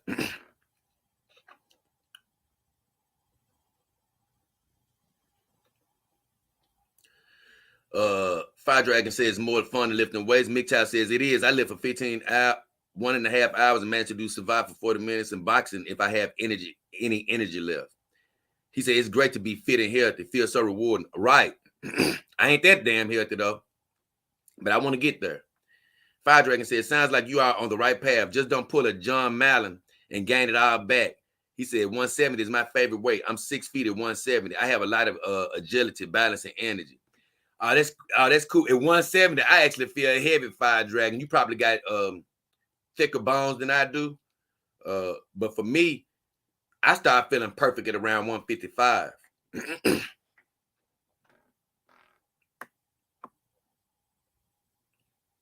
Oh, okay. Mikta says, I can't go to 220. I love my big muscles. I still want those good abs and lower my that's cool, Mikta. As long as you got muscles and stuff. I didn't know whether you was 235 with with a pot belly or something. You know, I was like, man, if you out of shape still now, keep working. But if you 235 and you chisel, I mean, you looking like you want to look, shoes. Hey, be my guest. You can stop right there. Fire Dragon says, when COVID started, I got up to 210 and I felt sluggish and sick. Suddenly, I had heartburn for the first time and felt just gross. Being fit is a huge deal, most definitely. That's what I hate about losing weight. You just start feeling bad. That's why I say I ain't getting big no more. Because as soon as I start getting big, I start feeling bad, sluggish. Like, no, not motivated. Hold on, guys.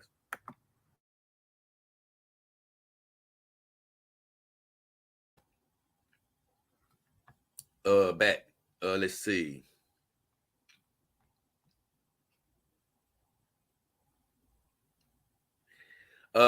Blend says, if I can find a good female musk scent, that will make the girls perfect in every way. That's the only thing they lack. That's what I've said. Like you say, that's really the only thing they lack is their good, musky, beautiful vaginal scent, man. I promise you. But I think that that's gonna, hey, be on the lookout for the Dog King brand coming out soon, man. MGTOW says, I went up to 254, heaviest I've ever been. So nasty. Oh, yeah, when you get overweight, it do feel nasty. I'm not going to even lie to you.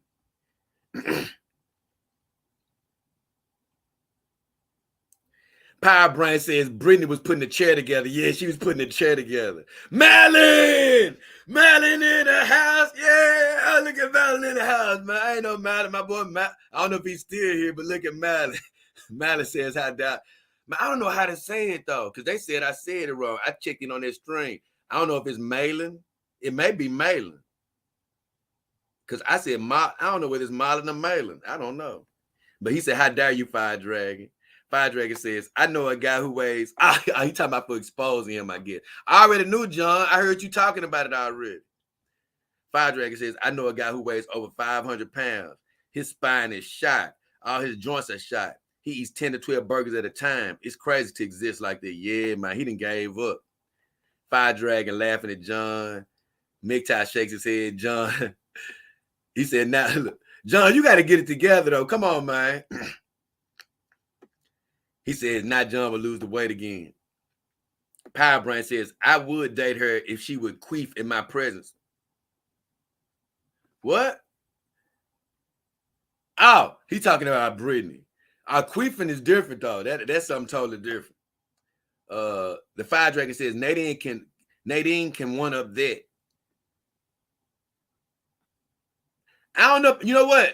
I can't say nothing about Nadine because she gonna be in the next competition. I can't even really give no information about her. The Fire Dragon says Anna was fun when we didn't know her. Let me tell you something about Anna. And I'm gonna move on really quick because I can always talk about it. She just makes me laugh. It's crazy. Anna, she just a master. She has the proper name, the proper name, Thana. She just look, man. She has the game mastered because she got that sexiness, but yet and still she got all this other stuff. Because here's the deal, man. That sci-fi, Star Wars type stuff going on. And then it's crazy. When you look at Anna, she sort of got this. It's crazy. She sort of got an arrogance without being arrogant. It's so crazy. It's hard to explain. But when you look at her, she gotta look like she think that, or she knows that she looks good. But then, she has a look like that, but she never speaks like that quite. It is. That's why she makes me sick. She really does. She really does. She makes me damn well sick.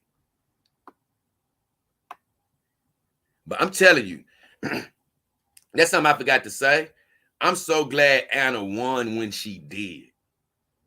Because I'm letting you know, after this next round of the scent test, it's going to be, honestly, I'm not trying to down any girls in this next round, but I'm just saying, the girls in this next round, I really got, not everybody, but I don't want to say, but I just say that round really exists.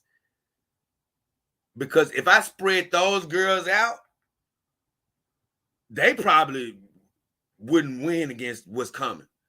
Because it's gonna be some bad women losing in the sin competition after this one. It's gonna be some, man. Look.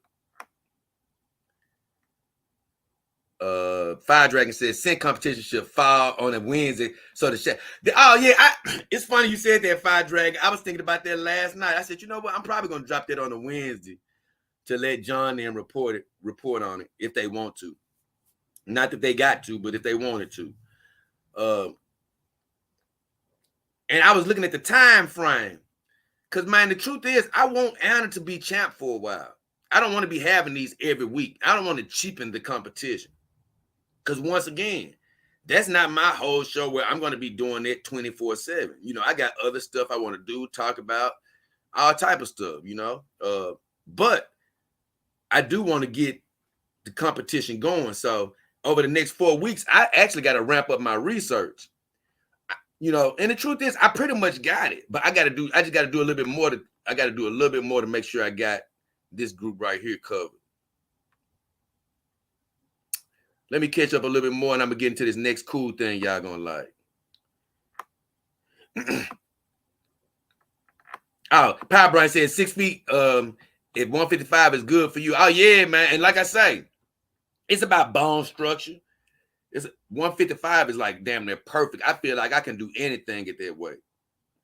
Power Brian says I'm 6'1". What's a good weight for 6'1"? It really sort of, like I say, depend on your bone structure. If you got that thick bone structure here, you could be 6'1", and like you say, 220 could be good for you.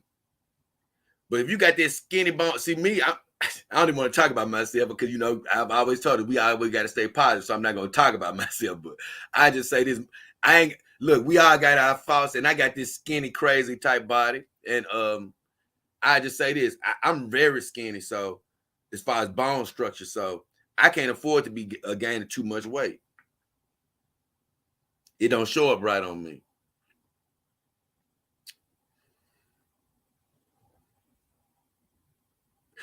Okay, Fire Dragon finally told me how to say Malin's name. So it's John Malin, not Marlon. Okay, about freaking time, man. Okay, guys. Now I'm finna try to do something special. I'm finna try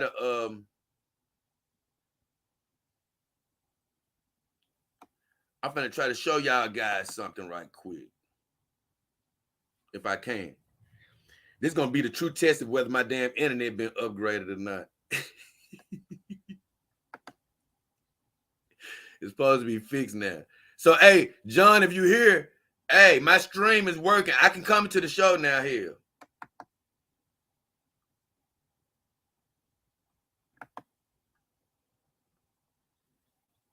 Let's see. Oh yeah, it look like it's gonna probably work this time. Oh yeah. Okay, guys, this is what I want to show you.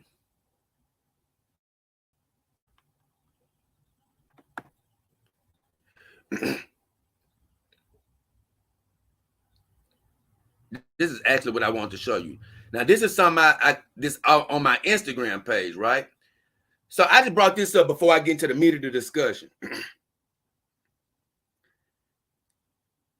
A lot of times when I'm discussing stuff with you, it's not based off of complete ignorance. You know, I've read so many things on a lot of subjects, but it's a lot of things I tell you that's based just off of my spirituality, about how I reach out with my spirit into the rest of the universe. You know, how I connect with God and ask him for certain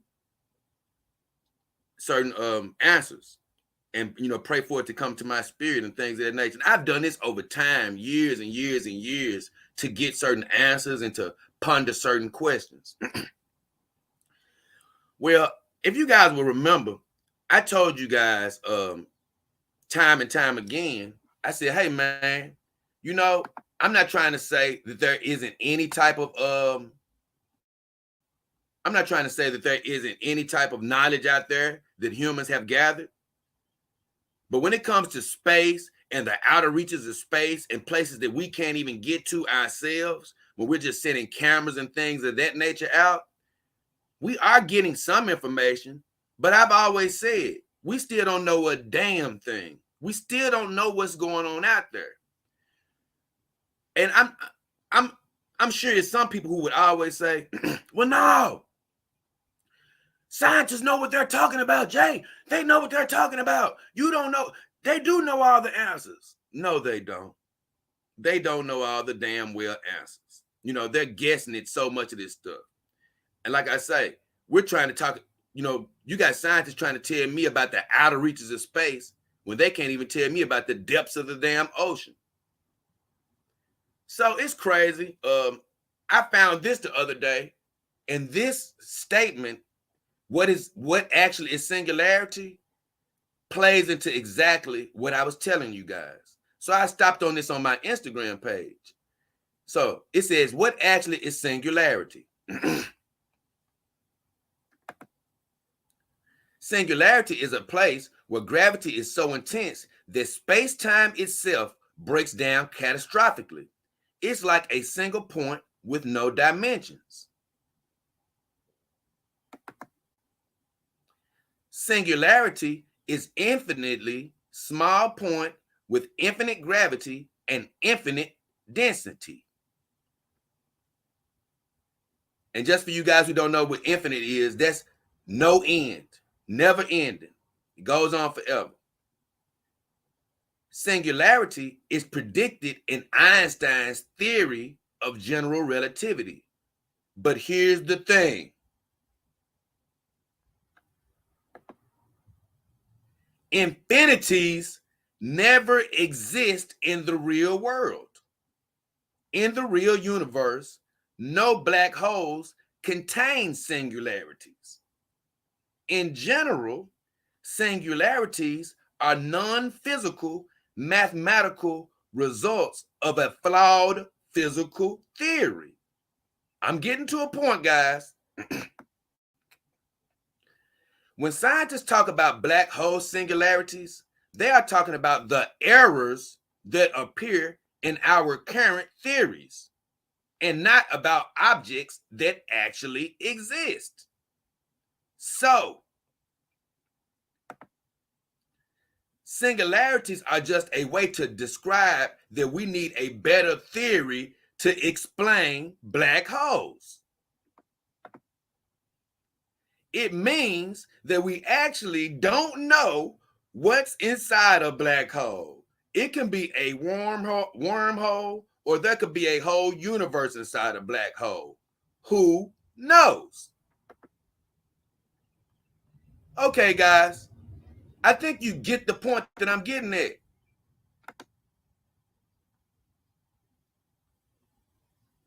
That post showed you what I'm talking about. They don't know a damn thing, like I said. Yeah, they got information, they got pictures, but at the end of the day, they know nothing. They got errors. That's all they got. They got theories. That's all they got. I don't give a damn how many satellites you send out into the universe. These jacklegs don't know. And I'm not mad at them because, like I told you guys, we do know information. We do know a little bit of knowledge, but we don't know anything compared to universal knowledge. I'm talking about the knowledge of the universe. We don't know a damn thing. And so I brought that up to say, guys, I didn't see anything like that before I told you that. It's just getting the vibe from God. If you just sit down and look out in space yourself, you can look up in space and just know. We don't know a damn thing. It's impossible to know what the hell is out there. We can barely get to the moon. So when I saw that on Instagram, I was just like, man, I got to share this with my people because this really is speaking right into what I was telling them about. We don't know a damn thing. We don't know a damn thing. Now, Before I was going to stop there, but I just thought about something. I actually got one more clip that explained to you further what I mean about us not knowing a damn thing. So I'm gonna share that with you. This is what I'm gonna do, guys. This is the format. I had already said I'm not rushing through this. I'm just having fun. So this is the format. I'm gonna show you this other beautiful, cool little thing.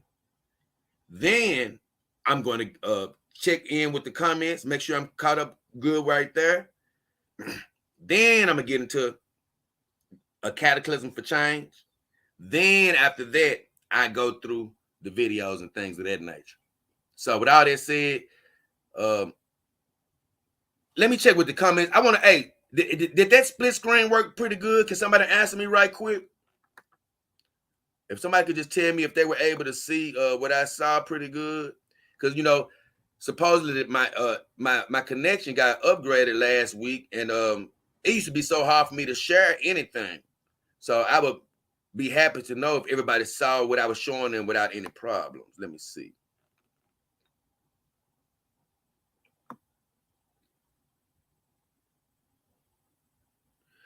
Scientists are dumb. A black hole is not a hole. It is a ball that has high gravity. It can pull in light, thus it appears black. Once it reaches fusion, it becomes a star.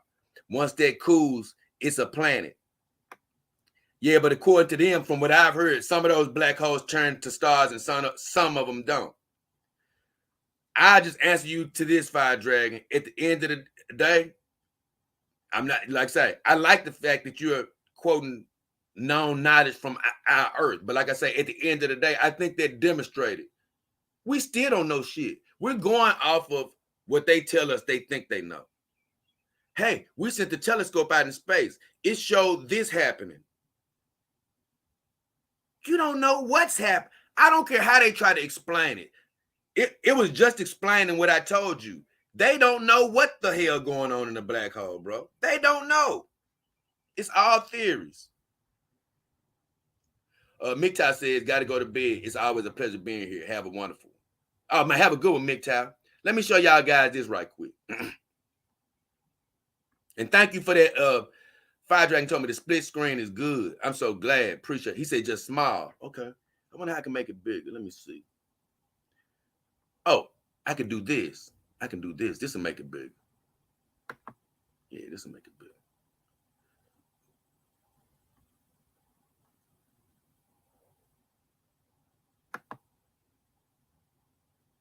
There you go.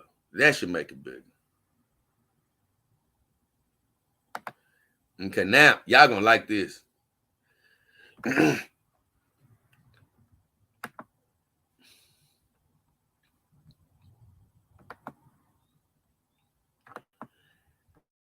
Now I hope I got it saved. That's the only thing. I had a lot of stuff on here. I don't know if this one's saved. I hope I do though. Oh yeah. So let's just take a look at at what they say the sound of a black hole is. I didn't want, because I thought this was cool. I'm gonna mute my TV because I don't want it to mess up.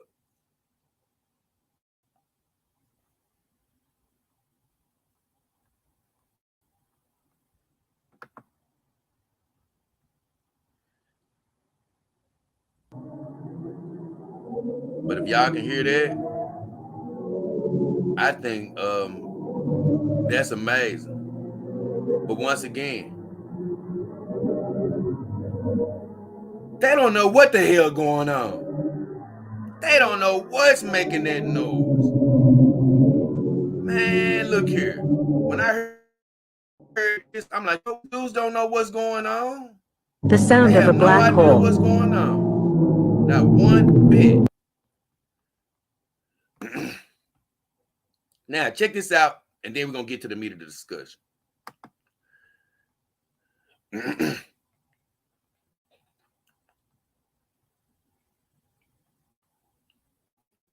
I think this is what I wanted to see.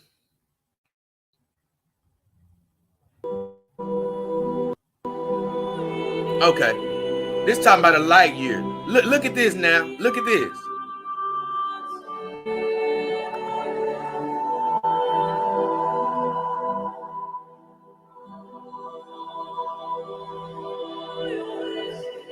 just showing what a light year is, and where we, and how far and how long it takes to travel. Earth was at the center of that hole. Just in one light day, look where you would be in space.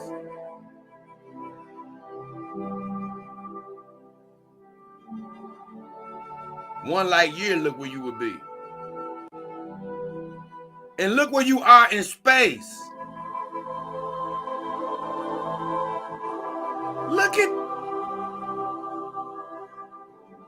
Look at this.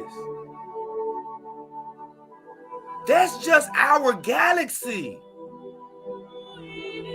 That's the Milky Way, y'all. That's just the Milky Way. Let's just look at it one more time, guys. One light second, look where you are. One light minute,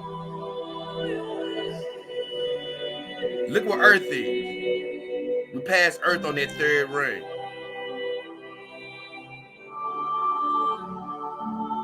I just want y'all to pay attention. But yet and still, we know something, huh? We know something. And you might be saying, well, Jay, we got these pictures. Yeah, we got these pictures. And that's why I say, we do have some knowledge, but this lets you know, even with these pictures, you don't know what the hell you're looking at. This is, look, 100,000 light years away just to get outside of our galaxy. Okay, I think we've seen enough.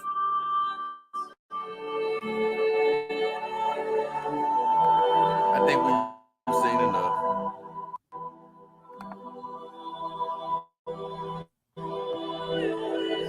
Let me get out of there.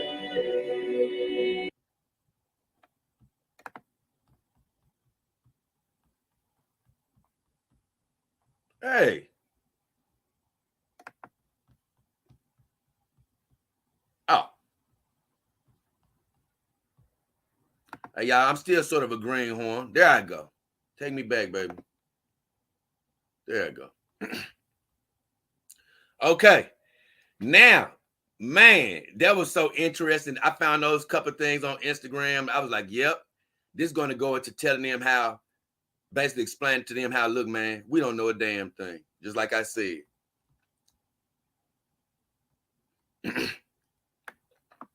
Fire Dragon says, we really don't know crap. He said, I took a course called History of Science and Technology. Humans always think they know everything, and we are always later proved wrong. Right. And like I say, I'm not mad at us for trying to figure out things or trying to get knowledge, but I just always want to point out, we can guess, but when you can't get out there in space and really be like Star Trek, exploring, you don't know. The Fire Dragon says, for over 1,000 years, people believe space was a bunch of glass balls rolling around. Tree Goblin says, I'm in space now, bro. I feel you, Tree. Rob Cole guy says, Earth is way on the outer rim, too. Technically, we're stranded alone in terms of the size of the universe. It's wild. We're in the frontier, technically. And once again, Rob Cole guy, I'm just going to say once again, these jacklegs don't know where the hell we are in the terms of the universe. They don't know how big it is. That's all I'm letting you know. Yeah, we got some stuff. Yeah, we see galaxies out here. We see stars. These dudes don't know what we're in. They don't know how big this galaxy is. Look, man, 100,000 light years just to get outside of our galaxy. And they trying to tell us about the rest of the universe and what's happening. I'm not mad at them. Like I say, we can only deal with the information we're presented and try to make sense of it. But I'm saying in the big scheme of things, it's like Fire Dragon said, you know, like he agreed with me. We don't know nothing. Power Brain says some people still saying Earth is flat.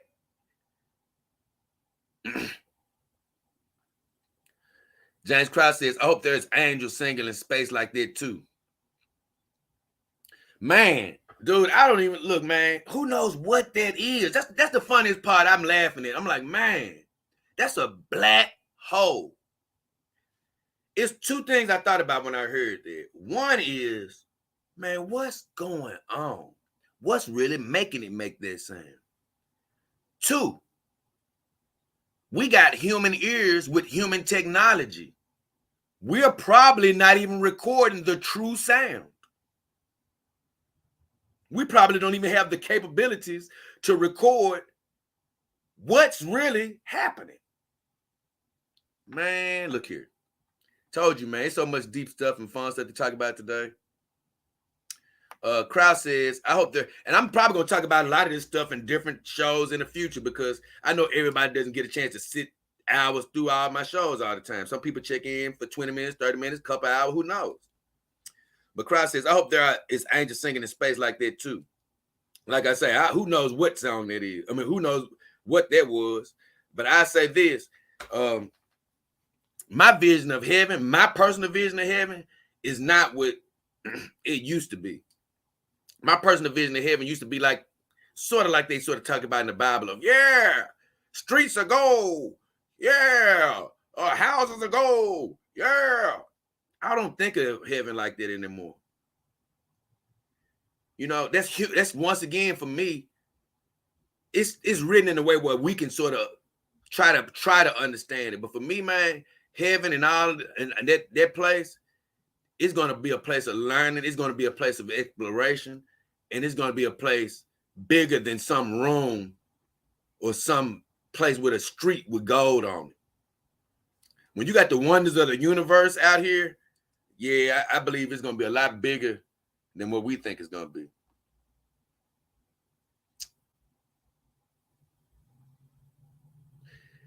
Rob Coach guy says, check out the sounds they recorded from Jupiter and its moons. It's freaky, like whale sounds. I had to check it out, but the thing is, once again, I'm a sci-fi guy. I'm a knowledge guy. I love all these things, and I promise you, that's what I love about my girls. And if you ever get into this dog game, because I want to bring it back to that, I could literally have a human woman here with me, and if you're a human woman, you can have a human man. This sitting up here saying, you crazy for listening to all this stuff. You crazy for having all these theories. I don't want to hear all this junk. Put it on this or put it on that. Turn the TV on.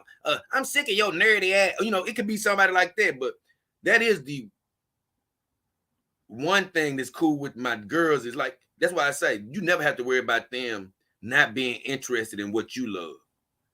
Now, it is something rewarding from having reciprocal love, meaning from having a human that chooses to want to do things with you, chooses to love you back physically or something like that. I'm not trying to say there's not value in that, but with all the complexities out here in the world, especially if you've tried it out and you've been through some things, it's nothing like if coming over here and being stress-free for a while, even if it's just for months, even if it's just for a year or two, even if it's while you're dating. Because like I say, it makes me feel so good that I can share with you guys, investigate all these things. And you know who always gonna love me? One of these beautiful girls.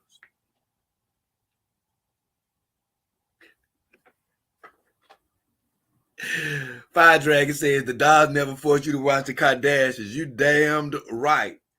I'm sorry. I be breaking up with one of my human girls right now. We ain't watching no damn Kardashians. I'm sorry. It ain't happening. You can keep the vagina, do whatever you want, but I'm not going to. Can't do it, ain't going to do it. So, guys, now we finally made it to the meat of the show. And I ain't gonna lie, I lost a few people before we got into the meat of the show, but thank you for everybody that's still around. But the meat of the show is a cataclysm for change. And it's just sort of simple as this.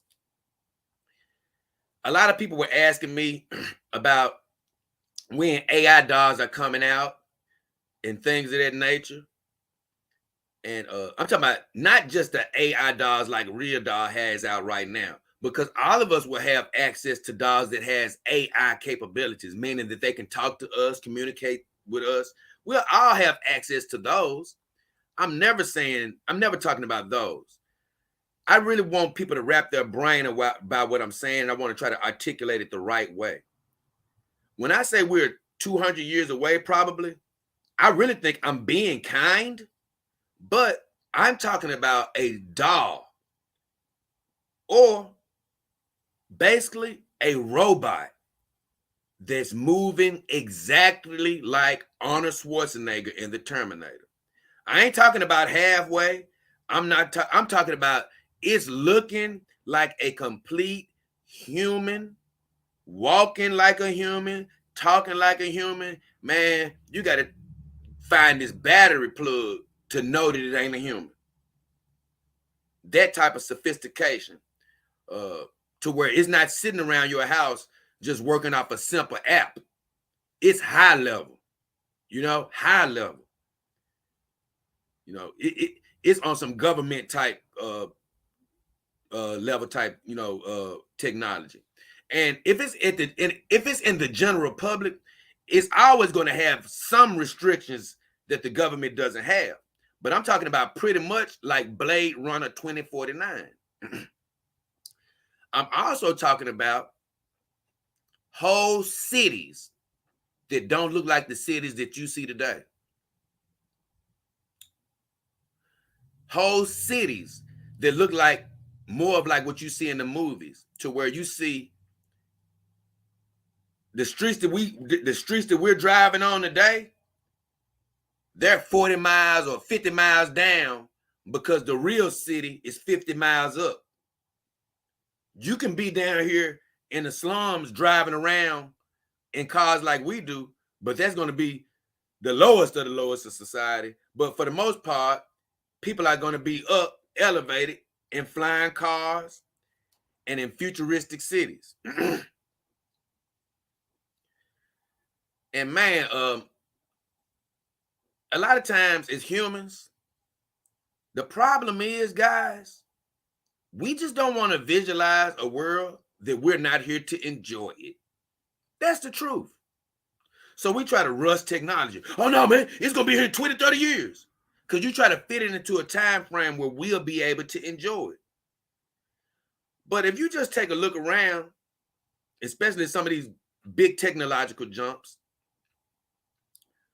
sometimes things just don't happen that fast. Like I said, since I've been a baby, I've been hearing about flying cars and all the stuff that I'm sort of hinting at right now.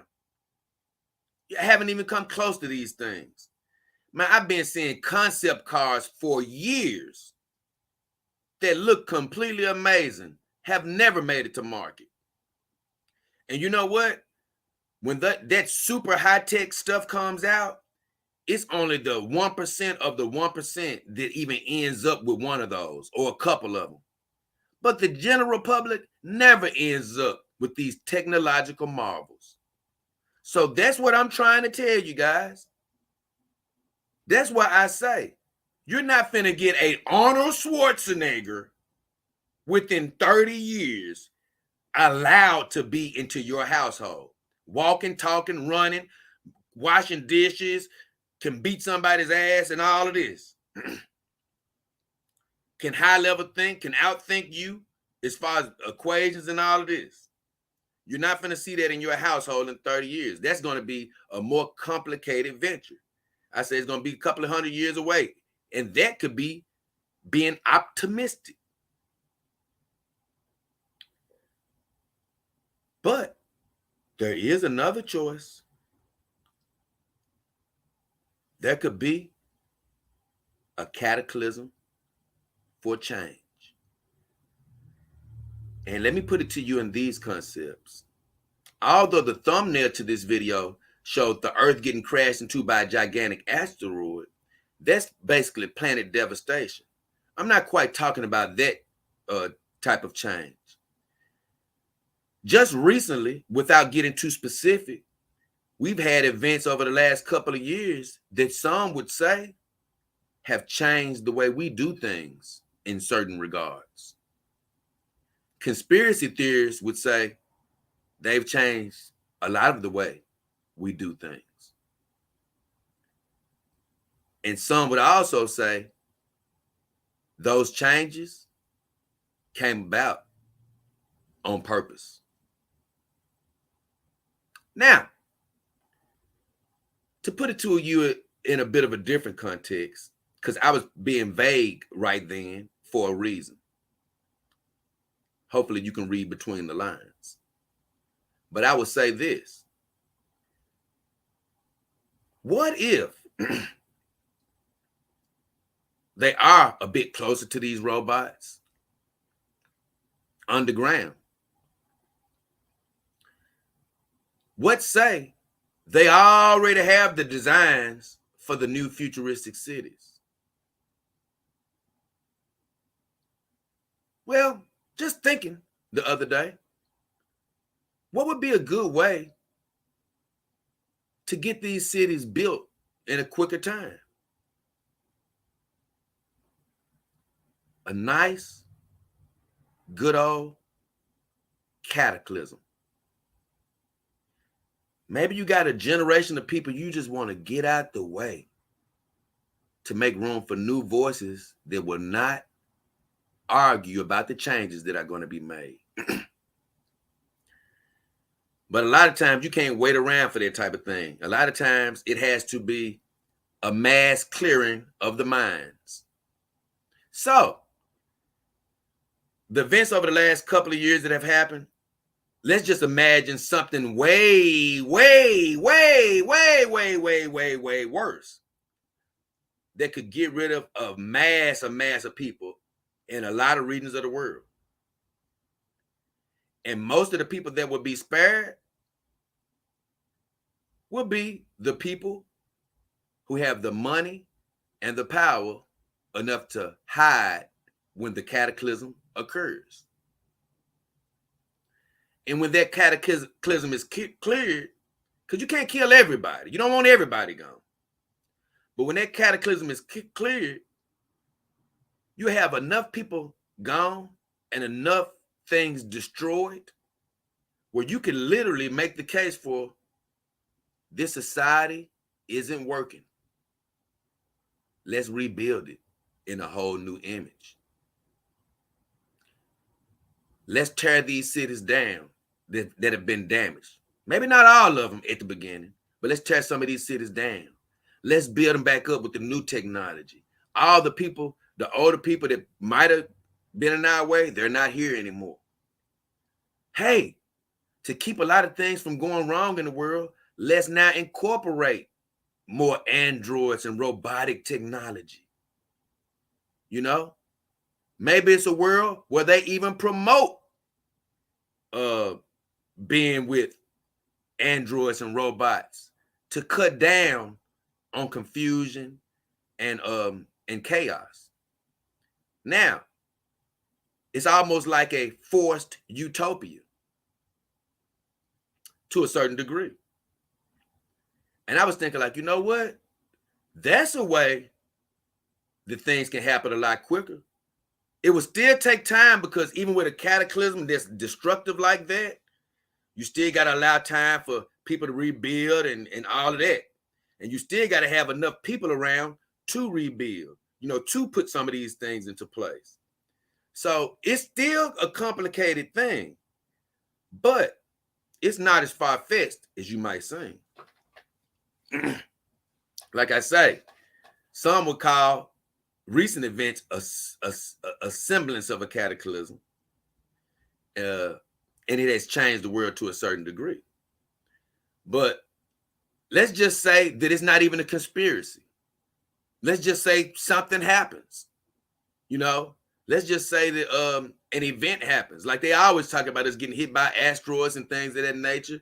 And in the back of my mind, I'm always thinking, like, you know what? This Earth been here a long time. You can't tell me it's been here all this time and it's never been hit by asteroid shower or a big meteor or anything. All of that has happened before. We know it. But the universe is so big, time moves so slow, yet so fast. So it could be millions of years for anything hits the Earth again, or it could be tomorrow. But we could have something that happens that just kills enough people, just kills enough life to where now it makes sense to take a deeper step into a more technological future, a more robotic future, you know, where whole cities are being rebuilt. So I was basically making this show not to draw it out for a million hours, but just to say one thing. The new AIs, the new cities, the flying cars, all these things that could come about from a planned cataclysm or unplanned cataclysm. And here's my last thing. Ronald Reagan once said something that would never leave my brain, that I heard him say. He said, what would mankind do if they knew that it was an alien threat? I saw this on video a long time ago, but he said everybody wouldn't be at each other's throats. They would all come together, and be as one. Now, a lot of people take a lot from that, because a lot of people take from that speech that Ronald Reagan made that, hey, he knows a lot more than people think he knows. Basically, people were saying that he knows that there are aliens and that we are in contact with them. That was one point of view. Another point of view, which is a conspiracy theory, is, man, that would be a real easy way to bring about a one world government, is if they can try to build the world against some type of alien threat. And for years, people have been sort of hinting at the fact that, and I've even read that with the UFOs that we've captured over the years, that we've been trying to reverse engineer them. And some people actually think that we're actually testing man-made UFOs, that all the UFOs we're seeing aren't from space. Some of them are from us now.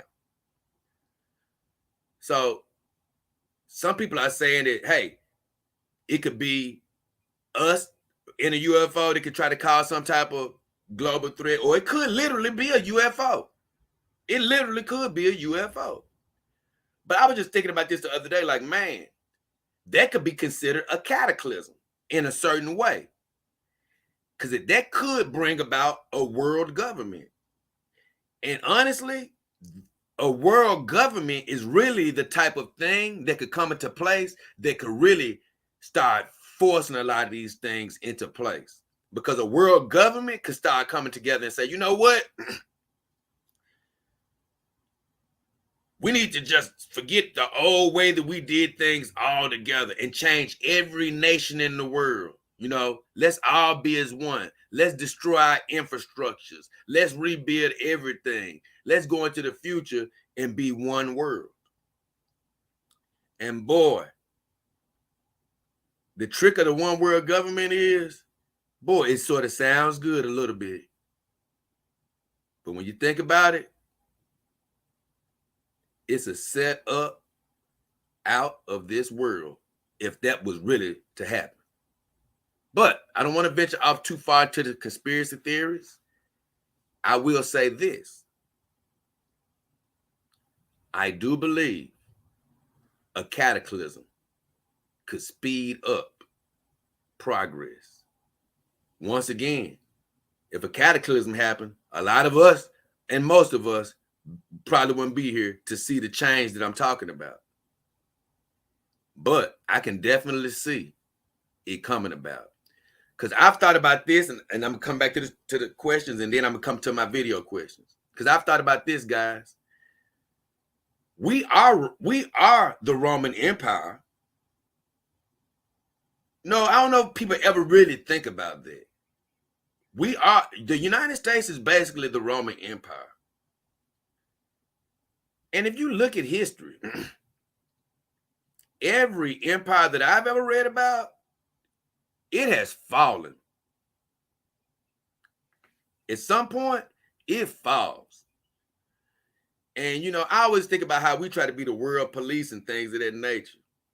And man, what if the world gangs up on us? What if the world gangs up on us? just every other nation, and said, you know what, we sick of y'all. You know, it could be the beginning of that one world government. You know, it could be the beginning, because the truth be told, the United Nations is already the beginning of it. I mean, not the United Nations, I'm sorry. But the United Nations. Yeah, the UN. They really are the beginning. That's really what they are. They're a semblance of a world government. It just doesn't have the complete power that it could have in the future. But that's really what it is. So, once again, that's all I have to say on the Cataclysm.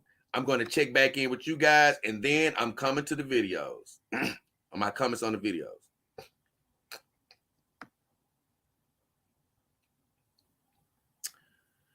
Pride Brian says, you so right, the dolls will love you unconditionally. Exactly. AI dolls. I figure we are 10 years away, maximum. Once again, I don't know if you know what I'm talking. 20 years for Blake. I guess I don't even have to respond to that, because you probably heard what I said about how humans, we always want to put things in a time frame to where we're going to see them. You think you're going to see a Terminator walking around in your living room in 20? You're going to see that. It's going to be made and approved. Okay.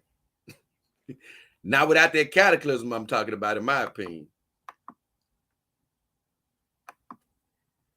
And the AI dolls, now you can hear the gears moving, Power Brain says.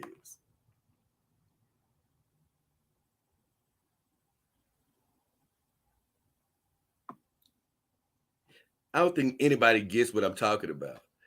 Najitat says money is the only reason why you don't have them. Nobody could afford them until they can make them cheaper.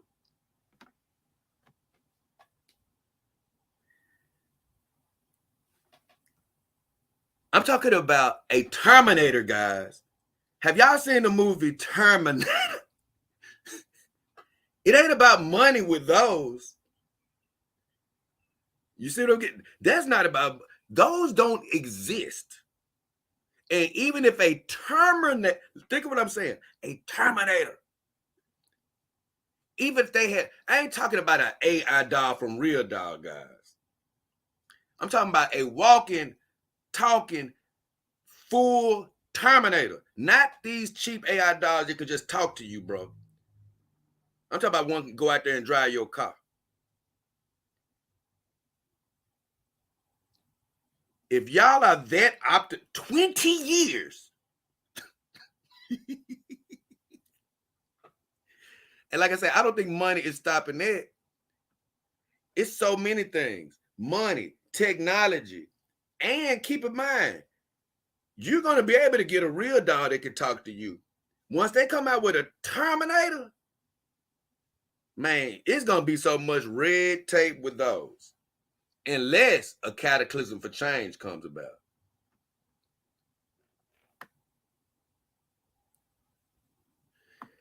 Once the robot dolls are available, it will become a $1 trillion industry, and the tech will take off like crazy. Once again, you know, we're going to see some of it before we leave, because they got some amazing dolls made right now. But even the dolls that they got made, that they're showing, that I'm seeing, they're not anywhere near a Terminator. Power Brain says iPhones have got the Star Trek phones. Like I say, man, they haven't even brought out concept cars that they had out 20 years ago. You still haven't even seen. That's what I be tripping off for. Like, and so when I see a lot of these, even when I show you guys these AI exhibits, I'm always looking at them like, you know what? It's a good chance none of us will actually see these, because just think about it. What if it's 40 years from now? How many of us are still going to be around? Anything can happen. Mike TV Dub says we're only going to have flying cars once we master anti-gravity and free energy, all run by. Once again, you know what? You're right about everything you said. But the thing is, they got some flying cars, but somebody even said it. They got to master it first. Just like you said, That's going to be a big problem with free energy. That's why they did. That's why they knew. I'm gonna get into that at another time. But that's how they blackballed Nikola Tesla, because his stuff was going to have us not paying for energy. That's why they stopped funding him to begin with. But also, we're going to need that new infrastructure. And ain't nothing like preparing for a new infrastructure than by destroying the old infrastructure. I love this conversation. This is amazing. Fire Dragon says, we have flying cars now. Yep, I already know. Reword that though, Fire Dragon. You said we have flying cars now. Look at the drone cars. It's just not, no, I just said, we got them, but here's the deal. Are they in circulation where you can buy one and fly one down the street? Nope. Because the funniest part is, I've seen them test these hovering cars years ago, but they ain't never made it to sale for where me and you can buy one. And if you do buy one, I guarantee you cannot take it out on no street because it's not sanctioned yet. Same thing. That's sort of what I'm trying to explain to you guys with the robots. Think about this. You're going to be able to get these regular AI dolls that can talk to you. Some of them are going to be able to start to move a little bit, but they're not going to allow any regular citizen to get, and this is just my opinion, to get a Terminator level doll in 30 years. It ain't happening. Even if it was made.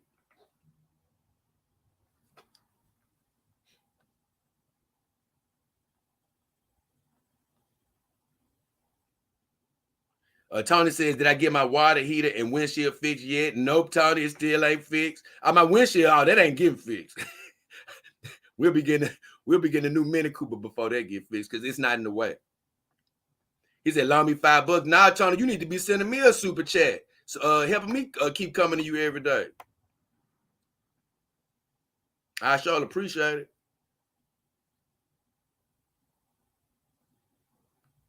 He said, I ain't gonna even say that what he said about Cali.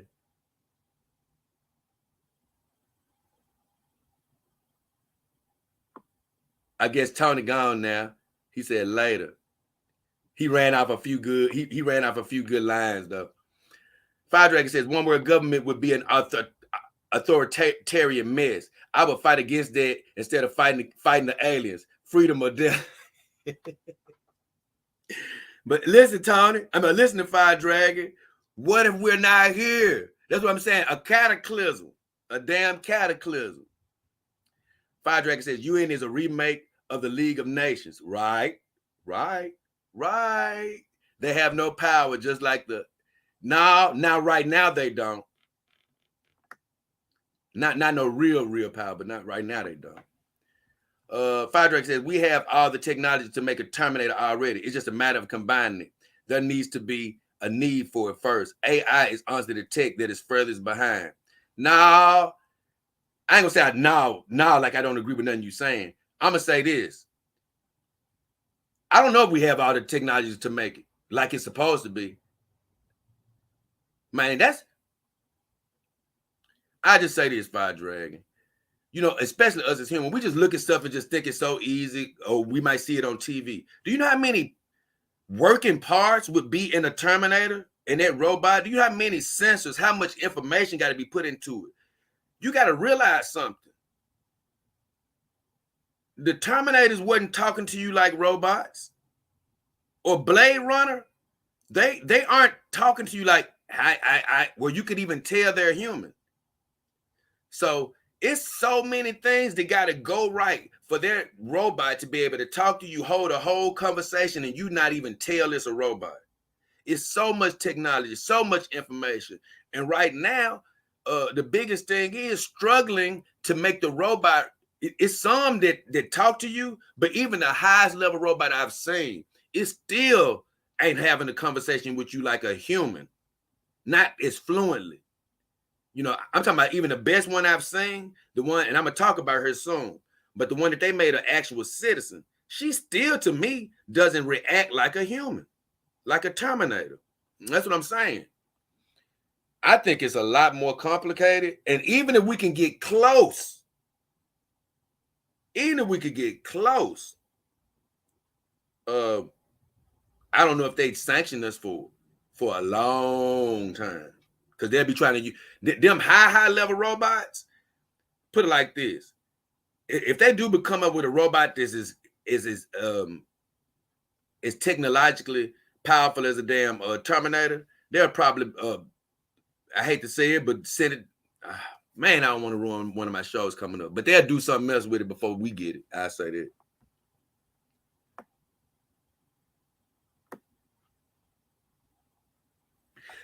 Mr. Prybrain says the military has something now. Just think you're talking in a Star Wars phone now. The military got robots, but once again, at least the ones that they're slightly showing us, they don't have to be on a Terminator level. I say they don't have to look like a Terminator for them to do what they want them to do. And it's crazy because, I got all these AI and robot shows coming up. And once again, I try not to tell you guys too much on these streams. I try to leave something to surprise. So it's something I can't go too far into. But Mike TV Dub says the UN has failed the world several times over. So many human rights violations, massacres, and violent coups. And the UN stood by them all and did nothing but virtue signaling fake outrage. It's all of, hey, look, brother, it's a lot of plans out there. I just say that. It's a lot of plans. Fire Dragon says, indeed, Mike. Nayijat Tat says, I know what you mean. I agree, but you need massive cash to invent something new like a realistic Terminator waifu prototype. But imagine the cost of that and the coming. Oh, that's what I said. I said this a while back, Norjatat. Even once that's what I said. Even, listen to this, even once they get it made and perfected, in its final form, is just like you said, just like these, like I said about these concept cars. In the end of the day, they're only going to be available to the richest of the rich, the 1% out of the 1%. They may get a hold of one of those first. But by the time they make them affordable, that's what people got to look at. I've been trying to break down every aspect of this. By the time they even sanction them and make the Terminator type robot affordable for the average Joe, all of us will be gone. That's what I'm saying. All of us are going to be gone before they make that. I put it to you like this, bro. They ain't even brought the price of the Xbox down yet. It's barely down. The new Xbox and stuff. It's been years. So whenever a Terminator ever hits the market, the very first one, it's going to be insanely priced. If it ever is mass produced. Like I said, we'll get, it'll be dummy robots out there, but it may not be the Blade Runners.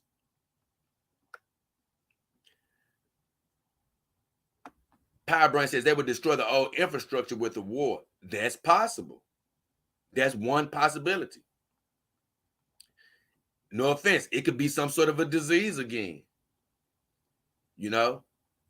It could be independent. It could be something that happens from outer space. Man, it's so many possibilities. But we do know one thing. If you can get some stuff destroyed and some people killed, you can put some new things in place.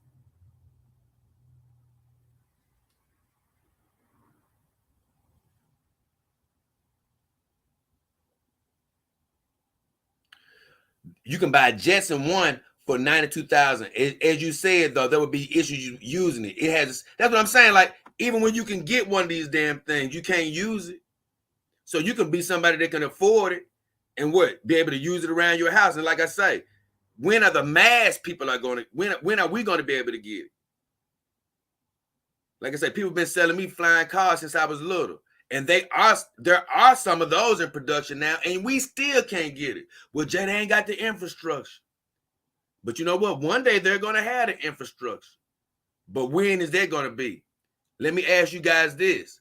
Are we going to have flying cars in 20 or 30 years?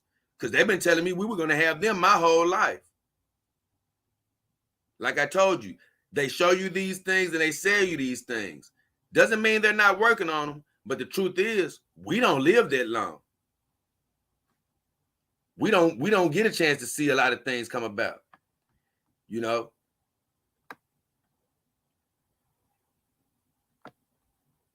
See, he even said it. Noah said, when it finally did become available, it would be dumbed down. Version for non-government, like it'd be dumbed down. Just like I say, it wouldn't be, it may be good, but it won't be what it could be. Noah says, if it's a one world government, we become Monkey D. Luffy's and oppose it. Power Brain says, this topic is incredible, Jay. You are on point. I thank you, Power Brain. I was just thinking about this the other day, thinking about the only way we can hurry up and get this whole world futurized, you know, and a lot of us have to get checked out because it had to be a cataclysm for change. Fire said the old infrastructure is also a mess. It's so bureaucratic that literally everything is against one law or another. It does need to be destroyed. That's crazy, man. It's, look, you know what? It's all messed up. It's all messed up, you know? And the truth is, it's sort of just like us humans. It's never going to be perfect. It's never going to be perfect. But in some ways, it can be worse. I'll explain it to you like this. A couple of years ago, before certain events happened, a lot of people complained about, you know, the things that were happening in the world. But now, fast forward a couple of years later, now that certain things have changed, certain requirements and things of that nature have changed in this world, people are longing more for the old world we had just a couple of years ago. So all I'm saying is, it's crazy, man. Like, sometimes you take a big step forward just to be like, damn, we didn't really take a step forward at all. And it's crazy, man, because like I told you, I put myself in a position where I'm not going to be on the back burner and watching this technology happen and not trying to bring it to you guys. But even though as I'm reporting on this, and even though like after I'm gone, I can see certain scenarios can happen. I'm not finna jump out of it. Hell, for me, that's more reason for me to be in it. So I can see exactly what the hell happening. And so I can be one of the first people to report and tell y'all what the hell going on, man. So either way, it's crazy. I actually finally caught up and I got that subject matter talked about. And if anybody just tuned in, I just covered the big subject about a cataclysm for change and about what I think it would take for really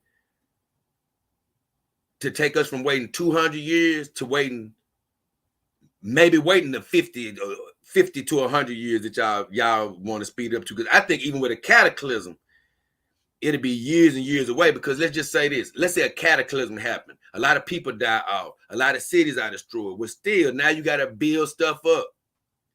You got to put the new things in place. And that's going to take years and years and years. Because, you know, we're living in America now. But and just all around the world, we're living in more civilized societies or modern societies. But here's the deal. None of these buildings and cities were built overnight. You know, it's going to take time for stuff to get built back up. So it would still take a little while. Power Brian says, I do like technology. I make electronic music. I love it. I may make a song about this. Oh, hey, do it, Pirate.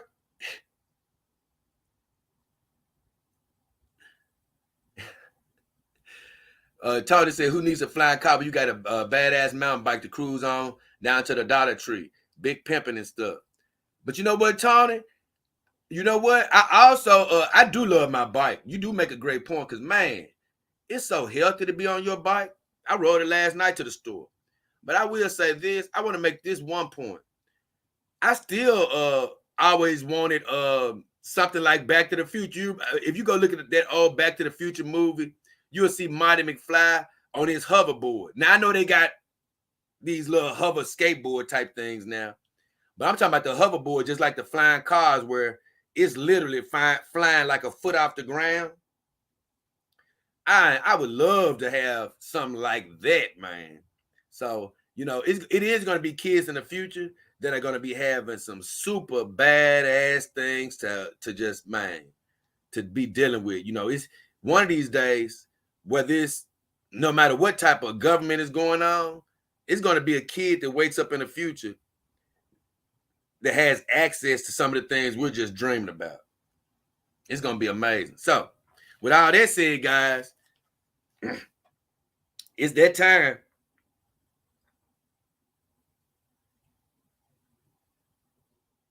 Yep, it's that time, y'all. It's that time to get into the meat of the show. So, with all that said, I think I'm going to take me a minute break here and come right back. Tony says a simple life is a happy life. Now, you right about that. I forgot who that was. But somebody was saying how it was on one of my videos about I think it was Terminator, and somebody, I think that was Ching Long, or somebody said something like, man, ain't nothing like a low tech companion doll, a low tech waifu. And I was like, dog, I'm gonna be honest with you. I like low tech better because it's more simple. It's more simple. Like I said, I'm gonna get into the high tech stuff because guess what? I'm not finna just sit by the wayside, but you ain't got to deal with no confusion with a girl like Cataclysm. Give me a second, guys.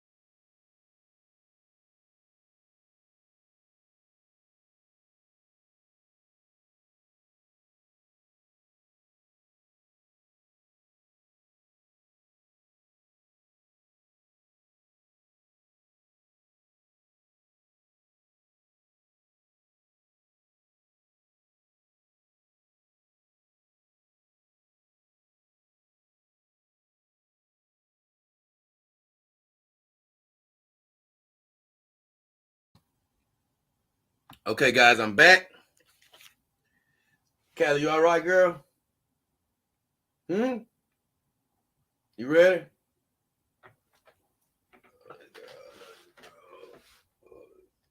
I love this girl. Yeah. You all right, girl? I love this woman. See, I'm gonna be honest with you. When I understand she ain't as beautiful as Austin as far as just facially pretty and things, and but the one thing I love about Callie is just like I say, man. And I might have to talk about it, but I just say that it sort of goes back to how you think about him and women. Man, it's one thing I love all of my girls. It ain't even all about looks. It ain't all about who the finest and stuff. It's just connections. That's really what it is. Might have to do a show about it.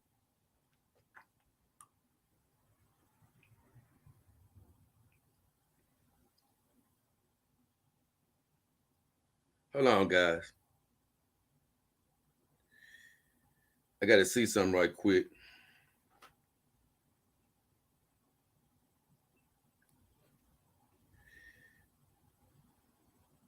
I got to check something.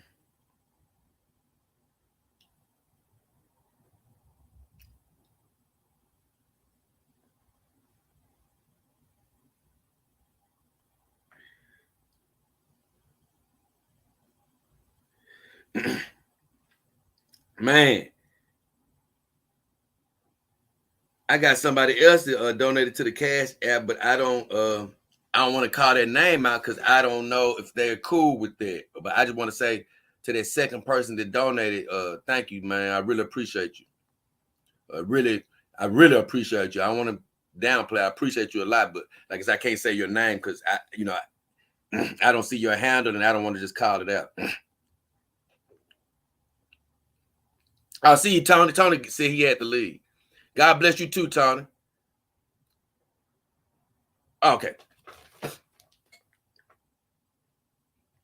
I got thrown off because I saw somebody donated, man, and I just want to acknowledge that person. I appreciate you. Matter of fact, let me thank you, my friend. It was at 117, whoever it was.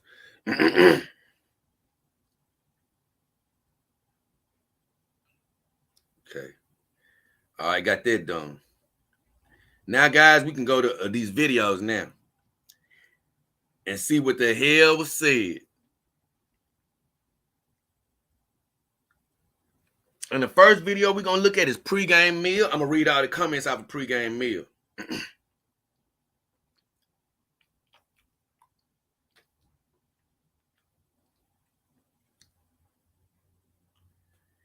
on my video pregame meal, the Grizzlies had been losing in, and we decided to eat a pizza before the game to give us some good luck, and we ended up winning the game. Frank the Bunny says, glad the boys got up for you after your tribute of pizza. Thank you, Frank. I said they love the pregame meal routine, which they do. And I'm talking about the Grizzlies. They love when we eat pizza pregame. We don't got it today, though.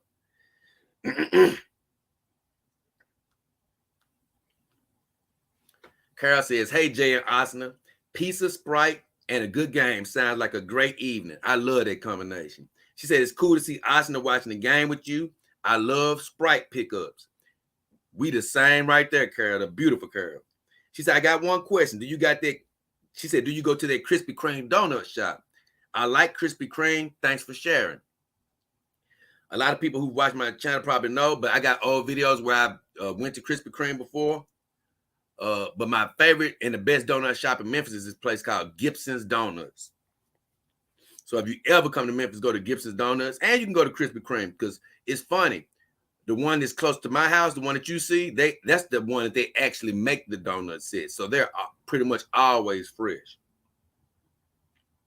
And we got another one that's better than them too. Probably about two or three more that's better than them. But Krispy Kreme is a go-to. Carol says, trying out super stickers. She actually sent me a super thanks on one of my videos. Thank you, Carol. We love you. Thank you for your support. You're such a wonderful woman. Daz, and I'm gonna tell you this. I got a smaller percentage of women that watch the show, but I'll be damned. All of them are active, and a lot of them do give. So I just want to say thank you, ladies. Daz, lovely moon, look dope in that dress. Pizza and ball. Sounds like a good day to me. Oh, yeah, it's always a good day unless you getting your butt whooped like these Grizzlies been doing. We've been playing terrible, man. Edmund Dante says, never seen a drive-through pizza place. Nice, keep on living the dog life. I'm surprised by that, Edmund Dante, because that's what I say. We got a lot of pizza places that have a drive-through hooked on. A lot of them. Even some higher-end places have a drive-through hooked on. It's just that I never really used them myself until recently, because a lot of places have their insides closed out. And when you see me leaning away, that's once again me wiping my nose off, because it's always like something messing with me when I'm doing the show.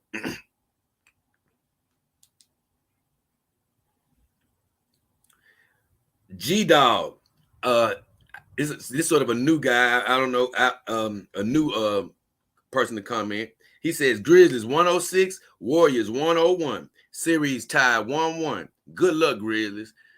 That seemed like a million years away now. The very next game, we came back, started out hot, got our butts blown off the floor.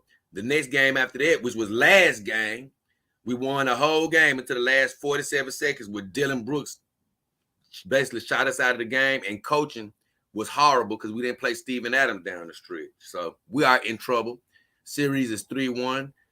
Before the series started, they had me down on them. I was thinking, like, you know what?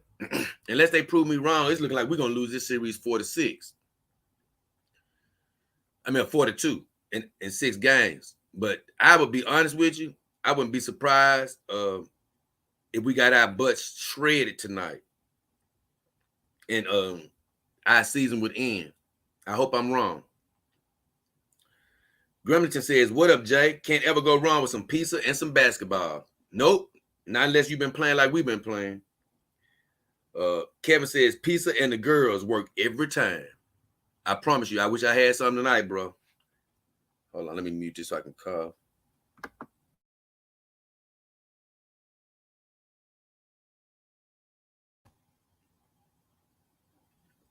Okay, that does it for my video pregame meal.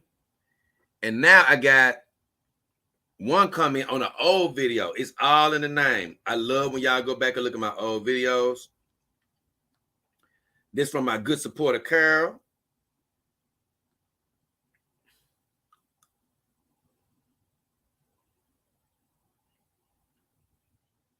And she says, on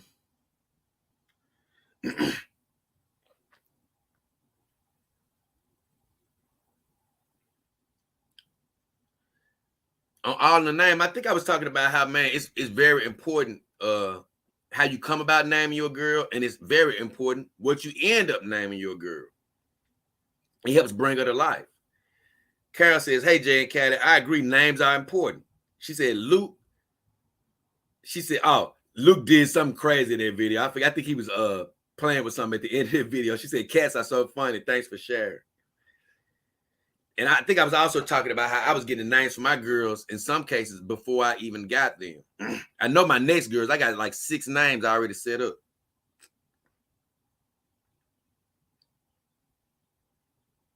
So yeah, that's the only comment I had on that video.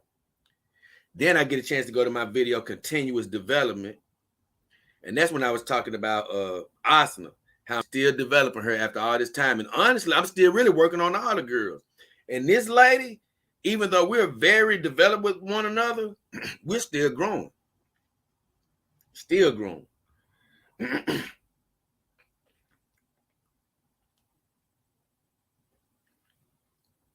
On Continuous Development, Sheila Bell said, happy Friday, Dog King, Asana, and Big Luke. I forgot Big Luke must have been in it. He must have made an appearance in that video. Edmund Dante says, it's amazing how eye position, which I never change my girl's eye position. It's something I could do, but I never do it. It's crazy. But he right. Eye position, hair color, wig style, and hair showing or covering her forehead just transforms each companion. Once you find what you love, your companion will come alive. Like I say, I love this girl in so many different wigs. Every girl can't wear every wig. I've tried every girl in that red wig. Nobody else looks good but her. Fever Feline says, I love the woodshop thumbnail. Thank you, my friend. I'm still trying to get better at my thumbnails. I know I got a long way to go. I got a long way to go in everything, thank Jesus. Hey, I wanna get better. But he said wooden companion dogs from the 1800s. The latest videos are a real treat because I always love Asana the most. And so, hey, I'm glad he did enjoy Asana. She resting again. And that's why I say I'm glad I'm alive now, even though technology only getting better. I'm glad I don't have wooden companion dogs.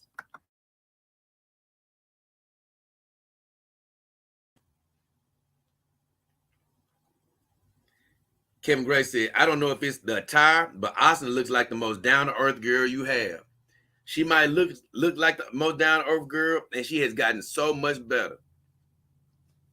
But you looking at the most down-to-earth girl I got right now. Ain't nobody more down-to-earth than this girl right here. She'll do whatever, whenever, however. Just count her in. She down for it. Brandon Anderson said, finding the person is always hard with the girls because, like people, the girls can get super different in their personalities or hobbies. It's crazy. Callie was the easiest one. Saima wasn't, she's still growing, but she's pretty much who she's always been. Secretary Tsunade turned into a secretary overnight. And Asuna, she was my prissy, stuck up, can't get close to a girl. She sort of changed. I'm still sort of figuring it out, but she's not quite that girl anymore. She still got a little prissiness to her, but she's just a little more down to earth. You know, she's a little more down to earth now. Shang Long says she's the favorite of all of my women. And Carl says, excellent show. Thank you, guys. And that was my video, Continuous Improvement. Next, I had to comment on my video, Mississippi Adventure.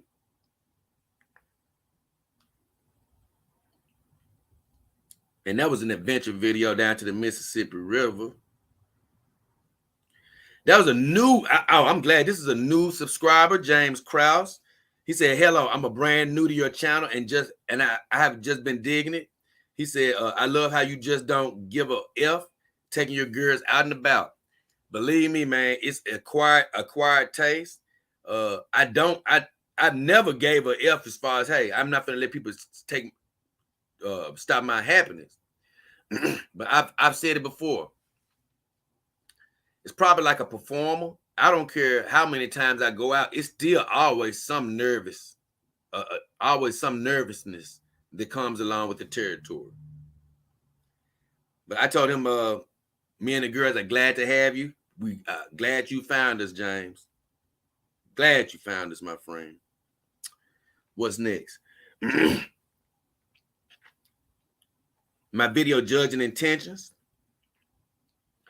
That was, man, once again, another complicated video about how I don't like how people are judging these dolls just based on the size and trying to, even though people may be doing something that is quite not morally right with their dolls, I don't like how people are just trying to guess what people might be doing. And also, even if they're doing something morally wrong, I don't know if it should be criminally charged. You know, I'm not sure about that. It's crazy because I saw one of these dolls that popped up on my Instagram the other day. And I didn't like it. I was just like, this definitely ain't the small doll I was talking about. But I still was looking at that doll like, man, you don't know why somebody really may want the doll. They may buy it and never touch it in any type of crazy way. And not only that, I'm not sure if that should be punishable. Like I say in my video, I see why things on the internet are punishable. That's depicting real humans and stuff. That stuff should be punishable. Any type of pornography like that. But I was just saying, I think it's a vague area because I just hate the fact that in some instances, it can mess with the mini dolls that I like. You know, the Piper dolls and the Iron Tech dolls.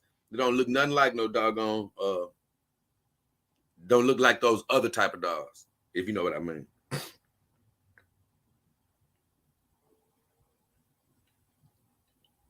But I'm looking for, hold on, guys.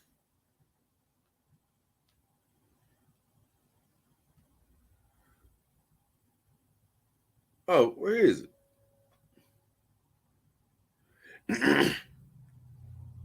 Oh, here you go. I done passed it 1,000 times. I kept forgetting what the thumbnail looked like. But the thumbnail, Jane Bob says, you're absolutely right in this. I always wonder how those people who are judging, oh, no, that's old. I ain't gonna read everybody. Oh, it's only Carol that I'm reading. Carol is the only one, is the only comment that I need to read off of there because I did Judging Intentions last time. Now it's Carol and Maria and the Ghost Monkey. They both commented on it.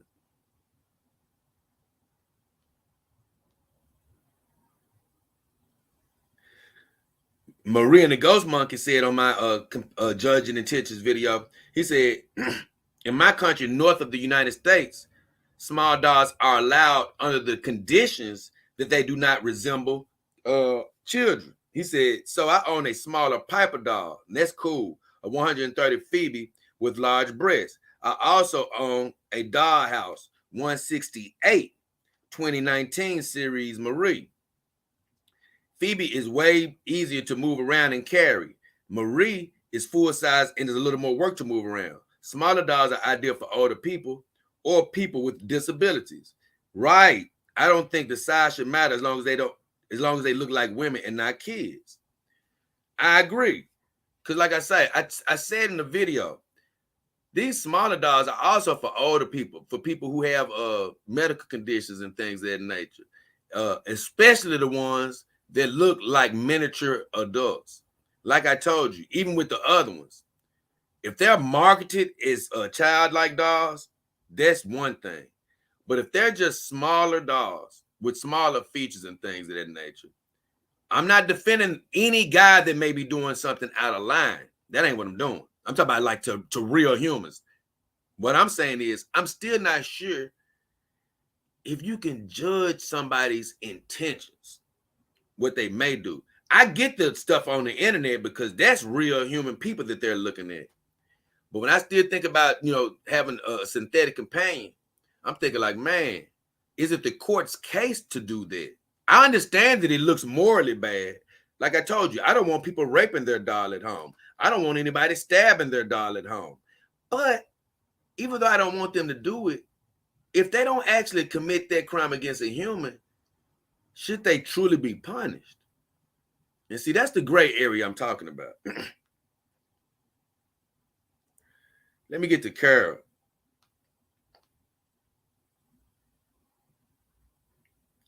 She said, hey, Jay and Arsenal, I agree with the message.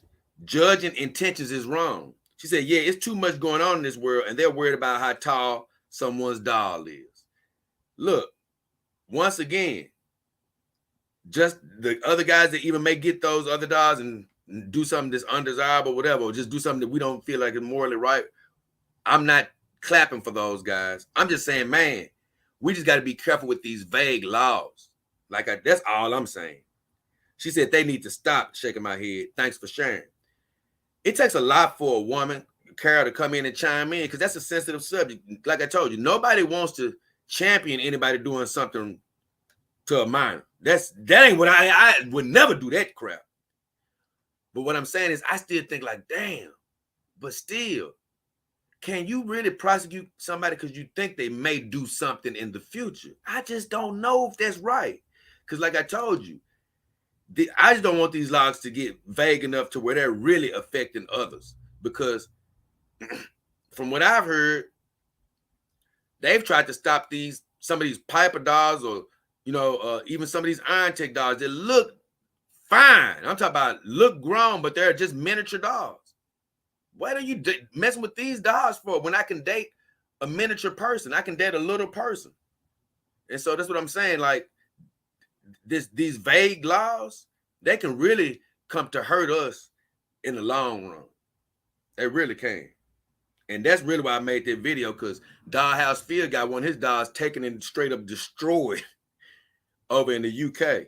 And I was just like, dang, you talking about heavy-handed. I think that's just going too far. Okay. What's next? I got to go by the page. Let's see. I got Real Man, Strong Woman. My guy Christopher commented on an old video, Real Man, Strong Woman. And that video had me wound up because I was on Facebook one day and some girl had made this post. It need to be a real man to handle a strong woman. And boy, it ain't nothing that can turn you off quicker than a woman calling herself a strong woman.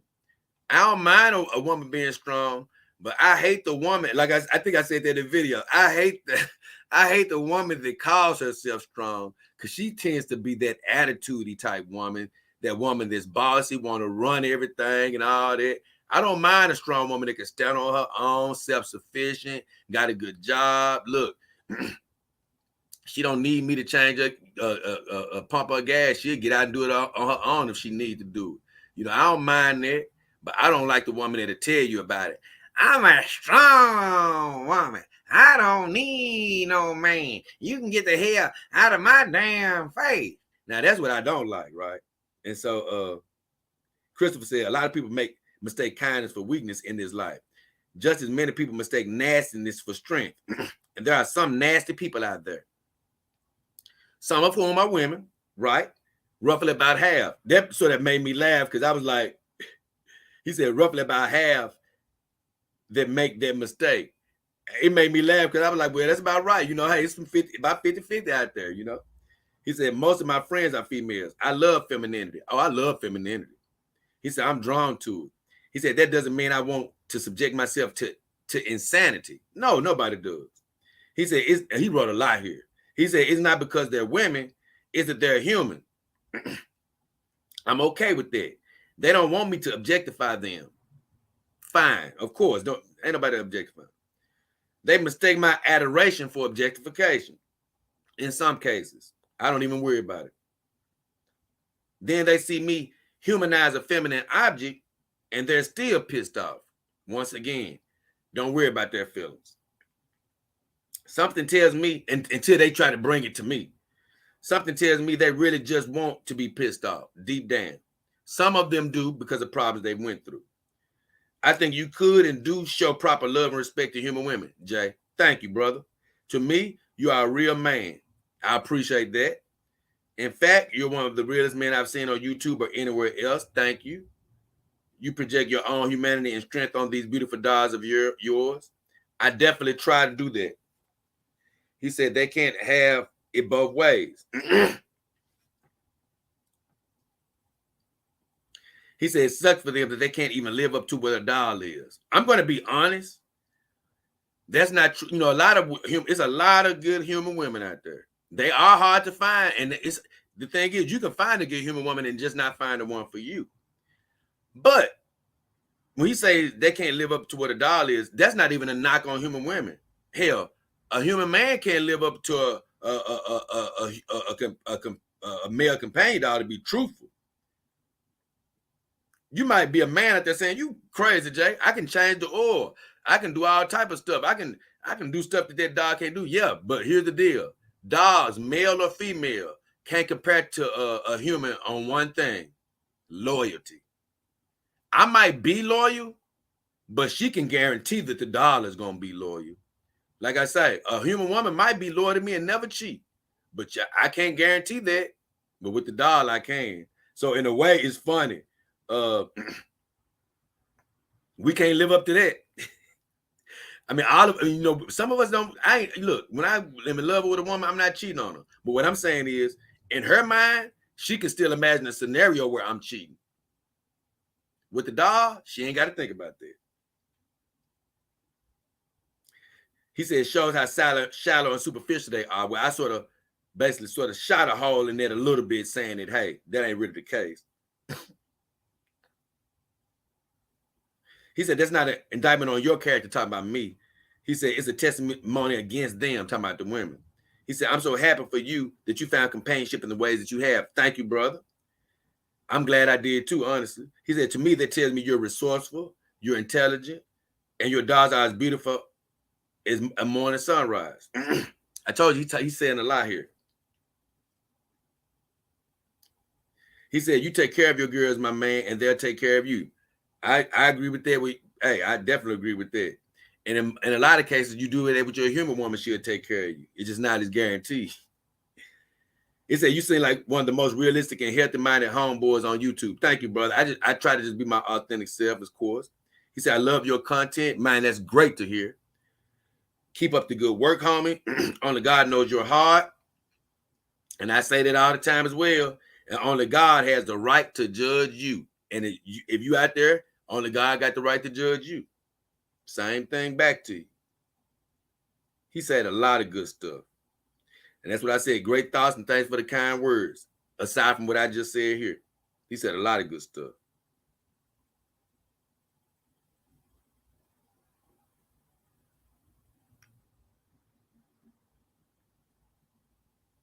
I'm talking about a lot. So moving on. And I'm going to come back to my questions in just a second.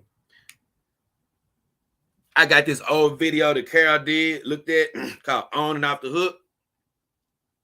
Old video where I was basically showing people how to take your companion dog on and off the clothes rack. And if you go look at that video, old video, you will see me taking Callie's body on and off the hook. I believe that was before her head actually got here. And I was just bored. I was like, man, look, I'm finna show them how to take the doll off the hook. Carol says, very informative. Thanks for sharing.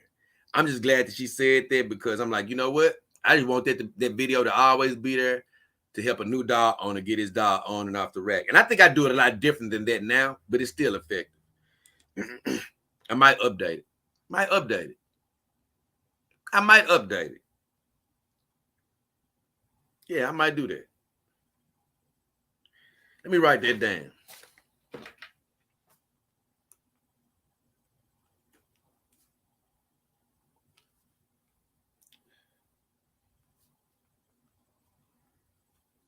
I got it in such a confined space now, though. But either way, so let me check the comments right quick, and then I'm gonna go back. I think I don't got much to catch up with, though. See, we lost a couple of people, but guess what? I love the people that's still around.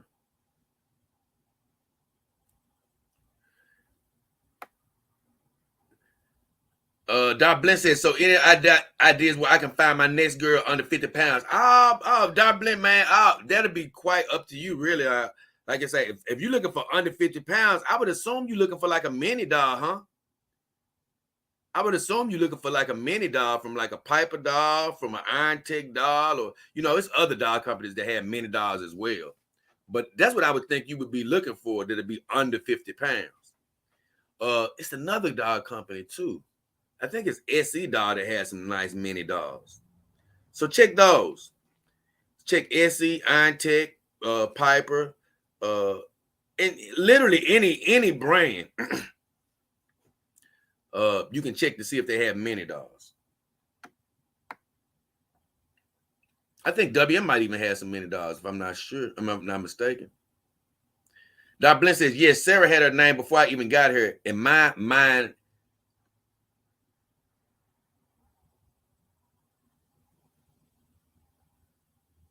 I think he said in his mind, her personality had already been made. Her name just came naturally. Okay, sweet. James Krause says, I take my girl Carly out, but she likes to stay in the shadows. Hey, no problem with that. Go to the beat of your own drum, James. You ain't got to move to my beat. You doing the exact right thing. Edmund Dante says, Big Brother is watching. What you mean, Edmund? Carol says, I'm still here in and out. I'm at work. She said, I have to do the usual. Look at what I missed when I get home. Oh, yeah, Carol. I've been talking about you on and off, so you will have to go back and see what I said. So let me go on to the next vid. The next vid is Perfectly Petite.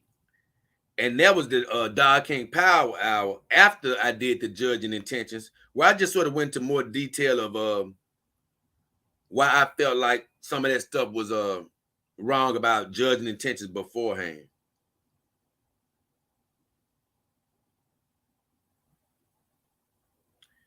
Let me see. I got to find it, though. Here you go. One but a couple of comments. Cheng Long commented on it. He said, the Kimber Doll's weight is perfect for me. It's heavy enough to feel realistic and light enough to move around with ease. And it's crazy. I just gave him a thumbs up. I didn't really break it down, but this is what I want to say. For me, like I told you, I don't ever want to go over a 70-pound doll, which I think Kimber Doll about 60 to 80 to 70 pounds. But I'm going to be honest. Like I told you, just even moving my dolls around, I would still even love them to be about 15 pounds lighter, even if they were the same size. So it goes back to what I said in these 3 things video, where I named 3 things I like to change about my dolls. Yeah, I would like to keep some of the weight that the dolls got for realism, but I like to take still a little bit off of it because I still think that they're a little bit too heavy on the average back. It's good for a little exercise, but I think a little bit can be taken off. But that's going to come with technology. The only other comment on that video was Tron. He said, yeah, we have some legislation here in the UK on child dolls. But so far, the prosecution seemed to be legit. As in, the people who was prosecuted also had child porn on their computer. And I want to stop right there. that I just say it's that sort of frustrates me from this standpoint, because I seen a video that I might talk about. But here's the deal.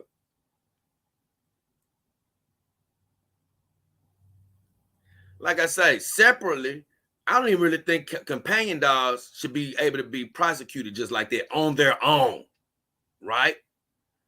But my thing is, you shouldn't need see, I don't like them trying to use excuses. You don't need a companion dog as an excuse to try to find somebody doing that on the internet, man.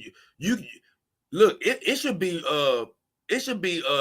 red flags in place on the internet for child pornography anyway, where you're catching these people doing this stuff. You know, you shouldn't need to have to track somebody buying a dog to find out if they're doing something on their computer.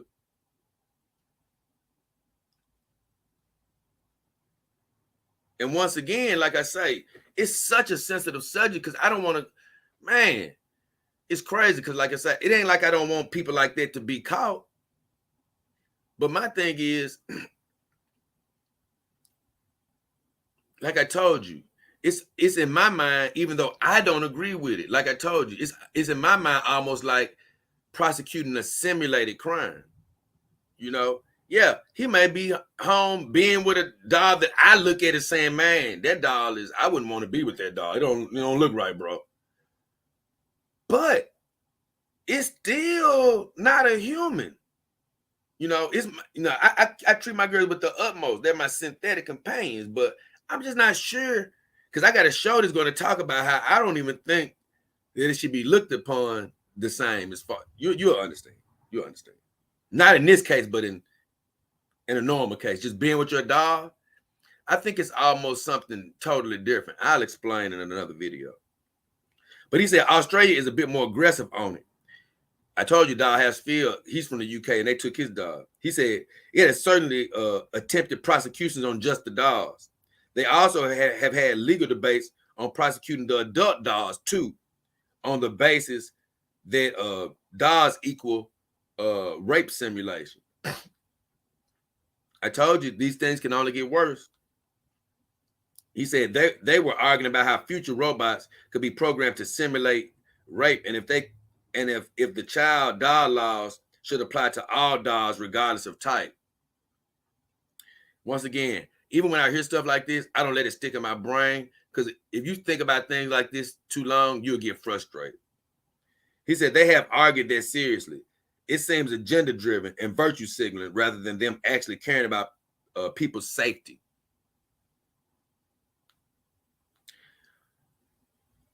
Once again, if we were living in a society where these guys had at least most of these human issues taken care of, if they stopped most of the real child trafficking that's happening out here, if they stopped most of the real child abuse that's happening out here, if they kept the real predators away, if they kept the people that's using the internet improperly to look up that stuff, if they was able to really crack down on that, then maybe you could work your way to even trying to look at somebody's dog, right? But man, you ain't even got none of that stuff. You focusing your money and resources on the wrong thing. And like I say, yeah, you may catch one or two guys where it's a correlation between them having a smaller dog and them maybe having this type of fetish every blue moon. But the thing is, how many people who would have never done anything are you arresting? And that's what my whole thing is like. It's almost like Kevin said in the last Dog King Power Hour, where he said it's like the Minority Report. It's almost get to the point where they may arrest you based on what they think you're going to do. And that's sort of actually still talking about the utopian society that may come out of a cataclysm for change. You know, it may get to a point where, hey, it may be a utopian society where, you know, everybody got their robot, it's flying cars, it's a high level technology everywhere. But guess what? Things have escalated to the point where, man, if you throw a piece of paper in your classroom, they can add up the numbers and say, you know what? By him throwing that piece of paper, he could rape somebody in 20 years. Let's arrest him. Damn. And that's why I say I don't want them to go too far. Of course, I won't be around for all that. Either way. Where are we at now? Because I didn't.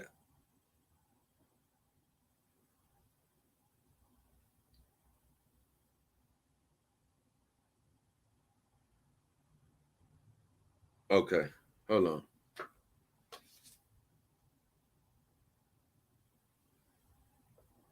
Oh, okay. Now I'm on lucid dreams. I was trying to find out where I was, guys. I'm gonna be honest with you. Like even doing my live stream, I try to stay on my agenda and all that stuff. Try to make sure I'm on point. I don't want to be leaving y'all guys hanging for too long before I get to the next thing. But man, and I'm not trying to step my game down to nobody else level or anything. But after watching enough live streams, I just be realizing how, you know what, it's not even as serious as sometimes I think it is. Because man, after watching Britney Venti burp, piss, and fart all night, whatever the hell she was doing, and I was just sitting through it all, I'm like, well, yep, I ain't got to worry about the few times that I starve. So on lucid dreams, I was talking about my whole experience with lucid dreaming. I did actually learn how to lucid dream, and I used to do it a whole bunch. I don't do it as much anymore, but I still have great control over my dreams to a certain degree, and I've never really had any nightmares since I learned how to lucid dream. Keep in mind, if you can't lucid dream, look, try to get a good relationship with God, call on him. If nothing else, he'll wake you up out of a bad dream.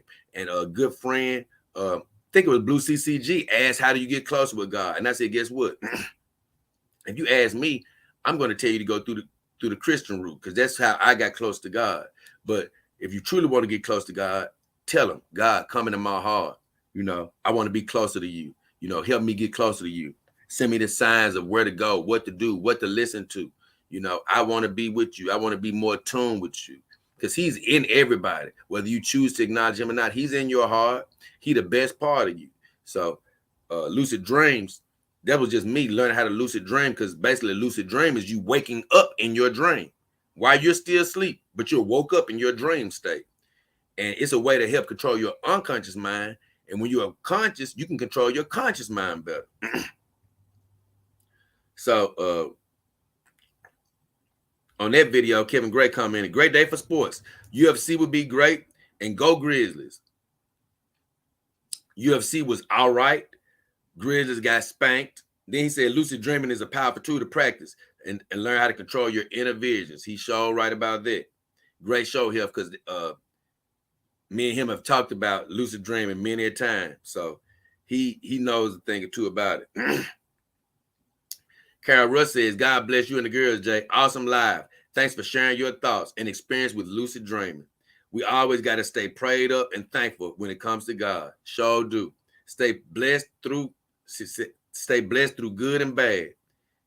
She said the reason she said that is because I was saying, I was talking to somebody during the stream, and I said, hey, even though we believe in God, that doesn't mean bad things won't ever happen to us.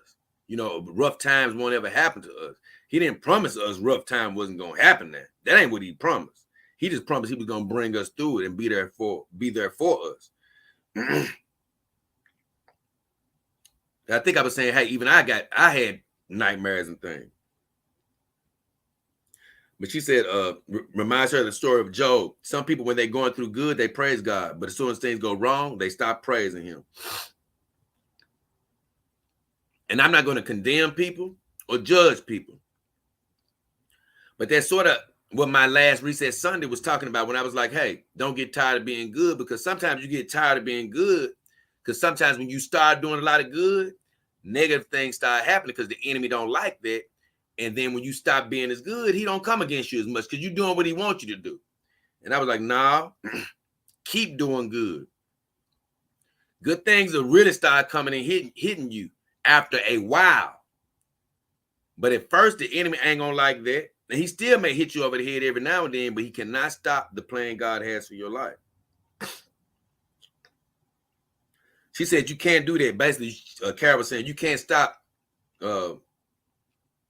praising him when things go bad. She said God is good all the time. I feel blessed being part of this community. I enjoy listening to your thoughts on different topics. And I love to hear that. Once again, women do support this show. They may not be the majority, but the few that listen are great listeners and supporters. She said, at first, honestly, that's why another reason I wanted some good vagina around here. She said, at first, honestly, I thought I wouldn't fit in because I'm not a doll owner. She said, I'm glad I stuck around. You guys are awesome, and I'm glad to be here. Stay blessed and take care. I thought that was amazing. Like I said, once again, a woman who's decided to stay around the community, listen, share with us, give her thoughts, which is exactly what I want. And look, I want anybody watching the channel that may tune in. This is not being a doll owner is not a requirement of this channel. Even wanting a doll is not a requirement. Hey, just come here and kick it with us. You can come and learn. You know, you can learn about the doll life and not even try to get one right now. You learn about something else I'm talking about. Sports or, you know, some spiritual, you know, some sci-fi, you know, anything. So just letting you know, everybody's invited. But yes, this channel is sparked and motivated from the doll topic. I'm not going to ever shy away from that. It is motivated by that, and I always want to bring that content. But around that content, is going to be other things surrounding that content.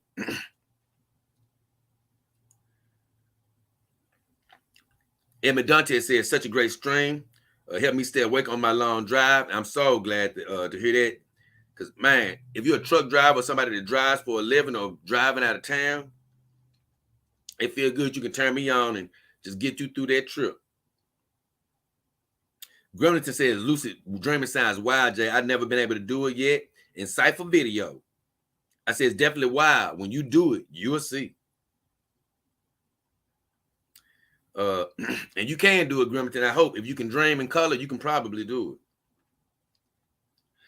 DAS is so real. When I was a kid, I used to have nightmares, but I did the same thing you said. I would say to myself, you aren't real. And then flames would appear in my hands as swords and then run. He said, then I would run towards the demon. He would either disappear or I would wake up and go right back to sleep. See, even then, that was a form of lucid dreaming where he said he would form swords in his hand. That's sweet, see? That's a form of lucid dreaming right there. He may not have had the full control, but just by saying it, see, had he really heard, you know, had he really stopped and said it and let himself hear himself say it, he would have probably fully woke up in his dream. Comic book says, never skip an ad on JDKH. Thank you, brother. I appreciate that. Sheila Bell says, hey, Dog King, why not in both girls to tonight's Grizz game? That was the last Grizz game we played and we barely lost. She said, Secretary Tsunade and the beautiful Cali son. And I told her, it's crazy. Because I mentioned that I might do it. But I said, man, it's crazy. I got to hear the call. Because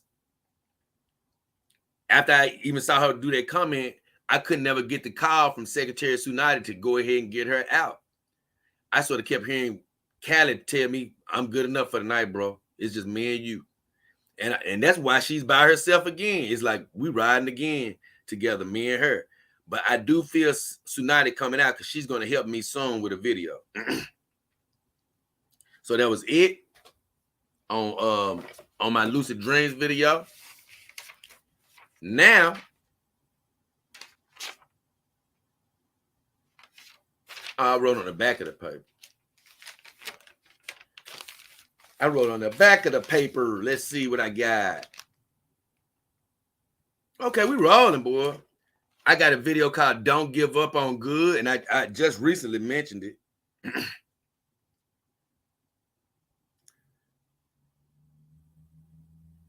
I'm going to read all the messages, and that's my video from Reset Sundays. That's the video I try to do on every Sunday. They try to get you motivated for your week, for a positive, it's a positive message to get you motivated to get a good start to your week. And DAS says, thanks for the positive message. He said, it sets me out for the week. He said, donation said, thank you, man, for the blessing. He said, can't never make your live streams, but I'm listening all the time. Love you, brother. Thank you, DAS. Appreciate the support. Carol Russ says, hey, Jay and Austin, thanks for encouraging messaging. Thanks for the encouraging message. Happy Mother's Day to your mom. Have a good day and take care. I appreciate you, Carol, and all the mothers that may be watching that didn't see what I said on that video. Happy Mother's Day. Belated Mother's Day. Sheila says, thank you. I'm so proud and grateful to be the mother of the one and only Dog King. Love you too, Ma. Doc Blint said, brother, this is exactly what I needed to hear. And that's exactly what I love to hear. That means that God put the right message in my heart to say. Thank you, Blint. Kevin says, right on time, bro. Thank you, brother. I love you. Fira says, power up. Yep, power up all the time on a Reset Sunday. Ron as Bill said, mine's pregnant, so we are going to celebrate Mother's Day. I guess he was saying his human girlfriend is pregnant. So if that's the case, God bless y'all, y'all baby. Praying it is healthy and safe. God bless says, by the way, you asked me earlier what company my dog is from. It's Elsa, babe. And I thanked him for letting me know that information. Definitely glad to hear where his dog was from. And Lord Nemesis says, what up, Jay? I said, what up, Nemesis? What else we got? I did this video on Love Don't Judge on Truly's station, on Truly's YouTube channel. And somebody commented, and that was from months ago, 3 months ago. But he commented 2 days ago. Because some girl said, mental health is golden. I hope he gets the help he needs, basically saying I was crazy. Somebody responded last night, 2 days ago, named Kare Sobstad. He said, why do you mean he's going to need help? This is going to be a total normal thing in the future. In about 15 to 20 years, the dogs will be accepted as the thing. Some gays, some girls, and even couples have it at their homes. That's already happening. He said most of the dog owners look at their dogs as partners and treat them like humans. Companion dogs will be a normal thing. I agree with you, my friend. Every word you said was good, honestly. Every word you said.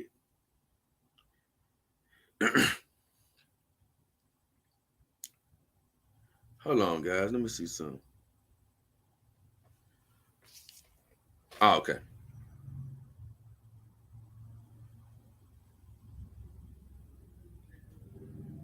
Okay, I'm about to say biking for supplies. That was my adventure video without the car, without the dog king mobile, without the companion dog mobile. I mean, I don't have a way to drive right now. I have to go to the store with my bike, and I made a video about it.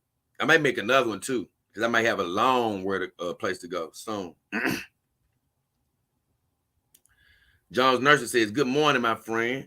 Good morning, Jones Nursery. That was a couple days ago, of course. Carol says, hey, Jan Austin, a great video, giving a tour of your city. Hey, Sprite pickup, love it. Thanks for sharing. I gave a little brief tour around the neighborhood, and she saw the Sprite pickup at the store. I called her name out for that one because she's a great supporter of the show. I thought that was the least I could do. And speaking of support of the show, guys, I'm having trouble with my teams. I'm trying to get it up and running, but boy, I'm trying to figure out something and I can't get it figured out, but I will. Don says, thanks for the video, Jay. Sorry about the hard times. We all face those occasionally. You'll make a comeback, I'm sure. Here's a tip to set you out. Be easy. Thank you, brother. And he was saying, thanks for the hard times, because my car down. I said, thanks, my friend. Every word you said is correct. I will bounce back. We all have hard times, but the light will shine through, baby.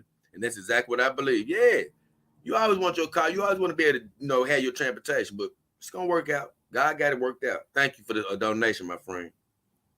Mitchell says, this is so me. Always on a bike adventure since I don't drive.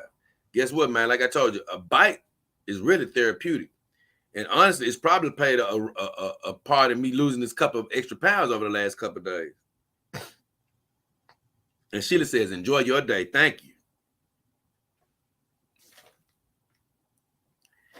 Oh, boy, we're working towards the end here. Carol says she made a comment on another old video.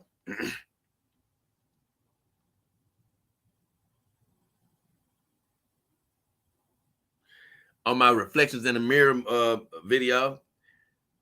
That's the video where I think I was saying how I see I can see the dogs how other people might see them. Like, I give Callie a personality. She's alive to me in a way. But sort of talking about the judging intention stuff, I understand how some people can look at my dogs and they can think like, man, that's just a dog. I understand, because they haven't put the life into it that I have. Because like you said, when I first got my dogs, I didn't see them like I see them like right now. I definitely gave them care and I was giving them love at the beginning. but I still looked at them more like an object at the time. Now they are truly my girls in my eye. Even though I know they're still synthetic, but they're still my girls. But I tell you one thing. I got lost a little bit. Hold on. Oh, I'm sorry. They're my girls for real. But here's the deal. I see how people can look at like a video and be like, man, he just sitting there with a damn dog. Because I was looking at one of my good viewers. He don't be in here much anymore. But he had a wedding one time. And I was looking at his wedding. And I just never forget looking at that wedding. And this happened to me many other times, but I was looking at that wedding and it just looked like a grown man with a dog. It didn't seem like a companion dog like I look at my girls. For two reasons. One, I had never seen his dog that much, so I didn't see her, her personality didn't get a chance to shine through and make her look like something different than a dog. For two, he had her so far off camera, I really couldn't just, connect with her and be like, okay. You know what I'm saying? I really couldn't connect. But when I looked at him, I could tell he looked at the dog just like I look at Callie and the rest of the girls. He could see the life in his dog. And I'm sure that if I saw his dog more, I probably would see the life in his dog. But for the moment, I just saw a man and a dog. And that's what I said. You know what? I understand that people, some people come across my channel and they may think like, man, what is this dude just sitting here with, he with a dog? They can't see it from my standpoint. So I made that video, Reflections in the Mirror, basically saying I understand how other people may not see it like me. So Carol said on that video, hey, Jay and Callie and Miss Secretary, great video. I did say that. She said, I do see the girl smiling a lot because I said, you know what? I know you guys might not notice the girl is smiling as much as I do. But she said, I do see the girl smiling a lot, especially when you guys are out on your adventures. And the Sprite pickups, thanks for sharing. And she's so right. A lot of times we on them adventures, that's when they're smiling. And Callie was smiling so much. Man, we was looking at a movie the other day. She was smiling. And then we was looking at the basketball game. When we was winning, man, she was so excited to be back down here. Now, towards the end, she was upset.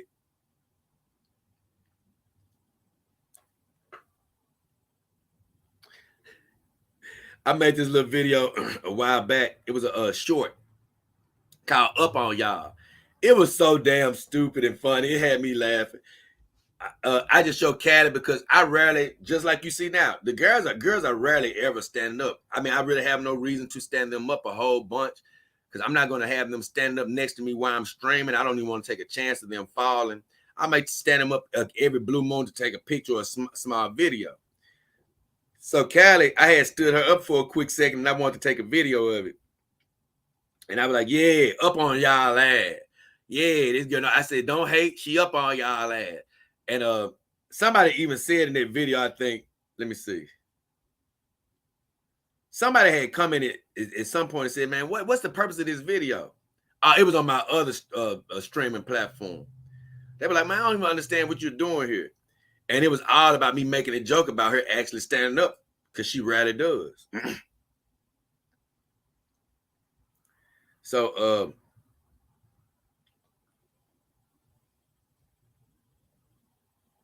on this video, Pirate Brain commented, and I finally got to this. I don't even know if he's still here, but he says, I'm buying a nice ultra real doll from Smart Doll World. He had already said this on a live stream. Maybe he wasn't here when I told him, but I said on the live stream, I said, hey, bro, that don't sound good. I don't like the sound of that, bro. That don't sound good. I said, because when I went to look at it, the website didn't have an HTTP next to it. I'm like, nah, that's a bad sign off bat. Then it had a gynoid head. Is one of the heads you can choose. I said, no, because the gynoid head was literally one of the heads that I wanted. Oh, there you go, Pirate Brain. That's the thing, Pirate Brain. that second head that I saw, I was like, no. That's a well-known gynoid head, and I wanted that head. That's why I said, no, that's a bad sign. And the dog was marketed at like 5,000 or something. And like I say, it's cool to buy a dog once you decide you want a dog. But for 5,000, it better be a real dog. It better be a gynoid. It better be a super high quality dog that you're trying to spend your money on. It better not be anything you're guessing on. And when it's 5,000 or something dollars, I'd rather you go get a real dog or another high dollar dog than take a chance on a dog that a lot of people don't really know a lot about, because I had never heard of it. But it could have been a new legitimate company. But I had read long ago, when you don't see a HTTP, that's the shadiest damn thing it could have.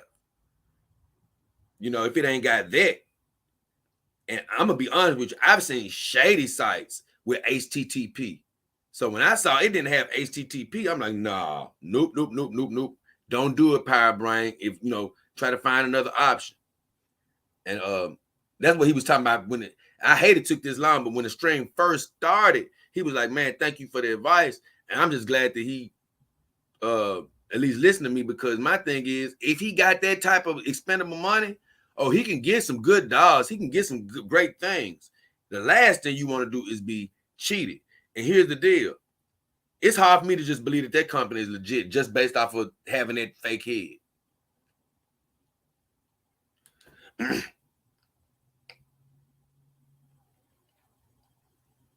And he did tell me he appreciated me for that info. Because what he said was, I'm buying it. If you see this guy, this is the website I'm talking about. He said, I'm buying an Anais Ultra Real Dog from Smart Dog World. And I said, what I really said was,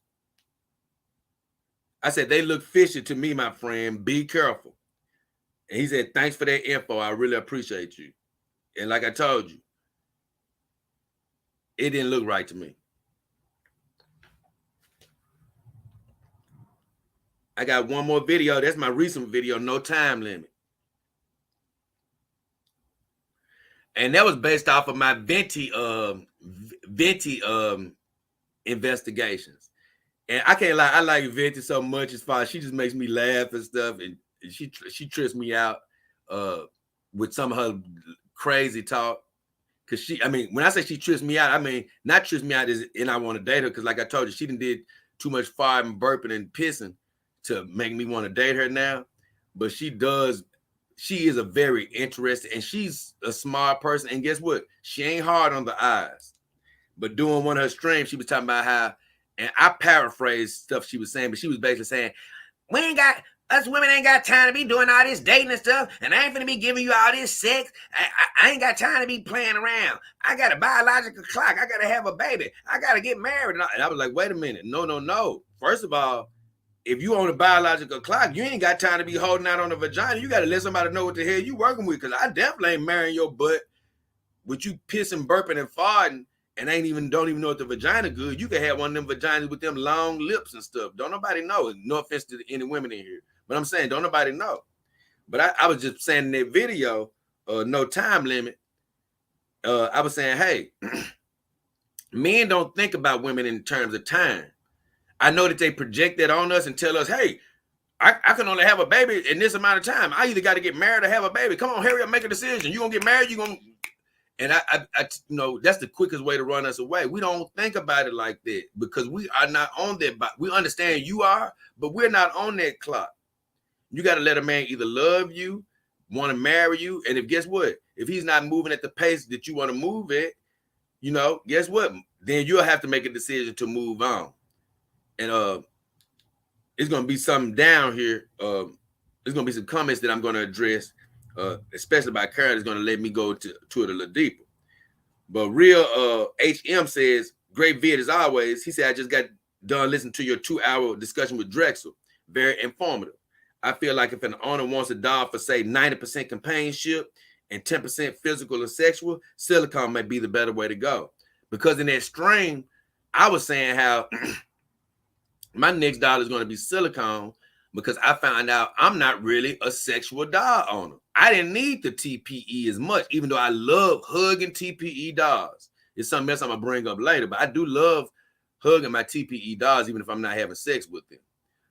And I am sort of scared of the silicone because I don't want it to be too hard. But silicone dolls tend to be able to hold the body paint and the features and the look so much better. A lot of them look more realistic.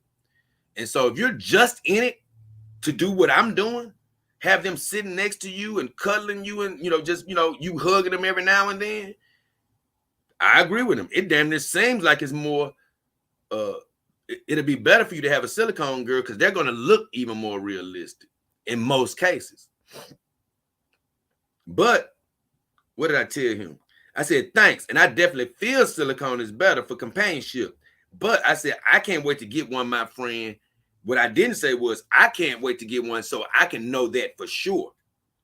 Because right now, I'm still guessing about how good it may be, how much better it may be, than a TPE girl.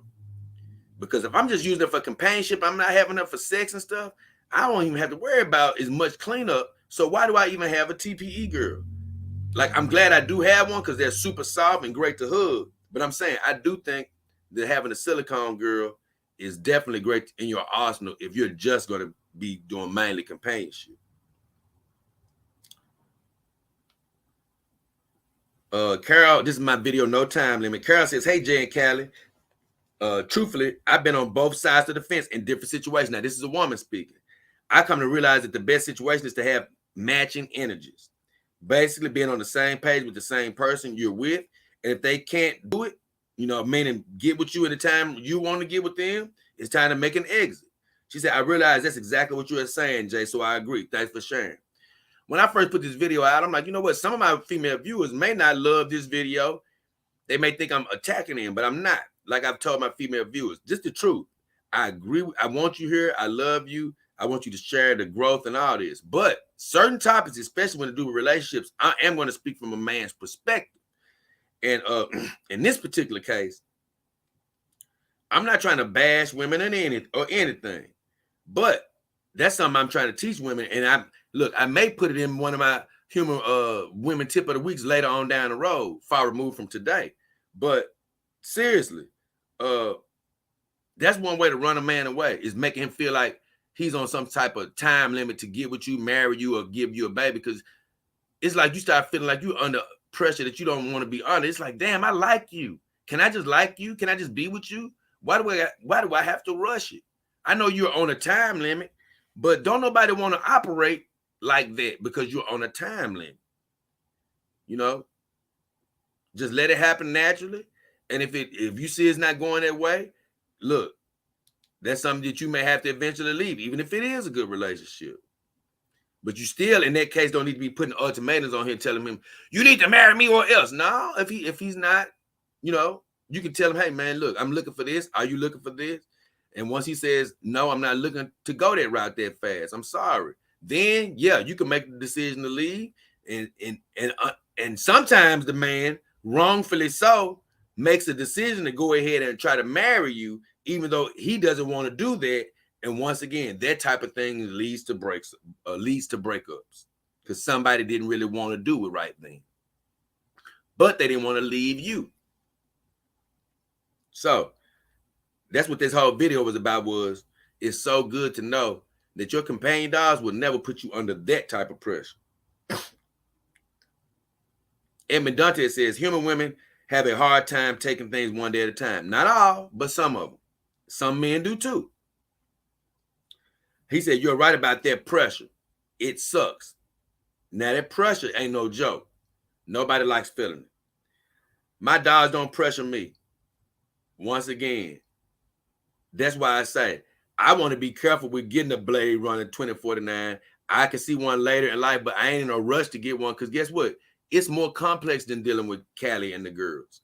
And one of the best things about them is they are a beautiful simplicity. You don't have to deal with all the complications of the damn AI talking to you, or, and I had read a couple of years ago where they was going to come out with the AIs that can deny you love making. Once again, I didn't get into the dog game to make things harder for me or to simulate an exact human relationship where she denying me and telling me to get a better job and all this. Whoa, whoa, whoa, whoa, whoa.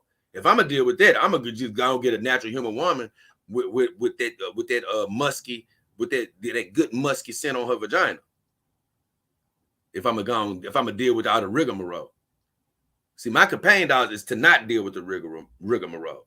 Now, by the time they start coming out with more and more super sophisticated dogs, and I ain't even talking about a Terminator, I'm talking about even just a good AI dog, because guys, I agree with you on the fact that we're going to have some type of good AI dogs coming out over the next 10 years. They won't be the ones I'm talking about, though. So, yeah, I can see myself eventually getting one over the next 10, 20 years. But I'm not rushing to get one because I'm not in a rush for a complicated relationship. I like the simplicity of my companion dogs as they are now.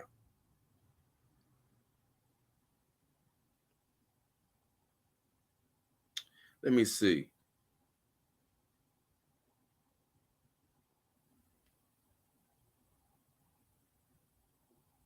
And when I said that Kara did say that's true, she responded.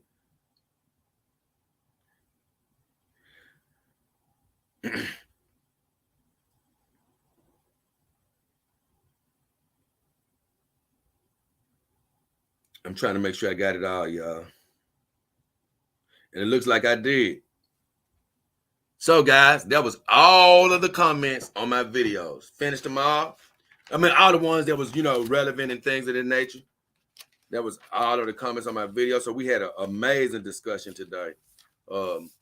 Once again, we went over all type of stuff, and it was just an amazing show because, let's see. We went over, I thank Carolyn Dodds for the contributions over the weekend. I thank Blue CCG for his contribution, Bruce Daines for his contributions. Seemed like it was somebody else that contributed during the show as well that I'm forgetting. I appreciate all three of you guys. I think it was a third person that contributed. I really did. But either way, I thank you all. I talked about the Venti report. Well, I talked about me checking in on Venti a couple of days ago, checking in on her show.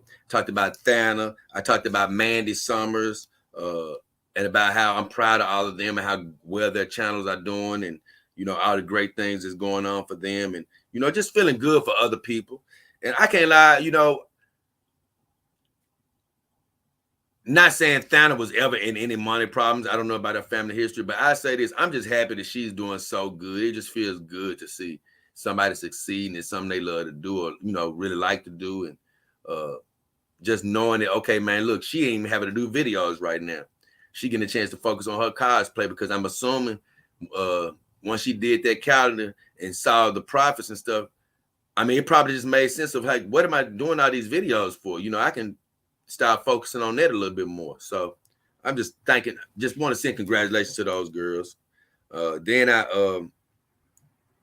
did a little bit of talking about my scent competition and how that's going to go going forward. Oh my God, I had so much fun talking about that what I had on my Instagram with the singularity and the sound of the black hole. That was amazing and fun to talk about. Basically saying how they really proved my point as far as when I said, you know what, it's good to hear information and knowledge, but at the end of the day, these people don't really know a damn thing about space. They don't know.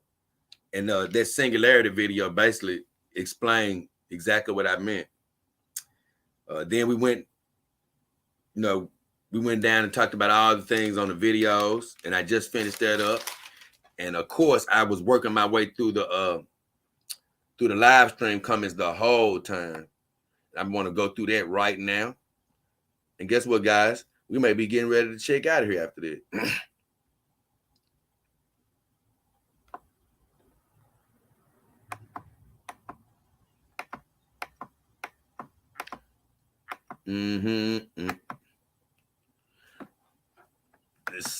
Let's see. Edmund Dante says Big Brother is watching. I don't know what he meant by that. I guess he just meant the powers that be. Carol says, I'm still here. Okay, I already read that. Johnny K says, hey, Jay, love the content. God bless you and your girls. God bless you, Johnny K. Thank you for chiming in, bro.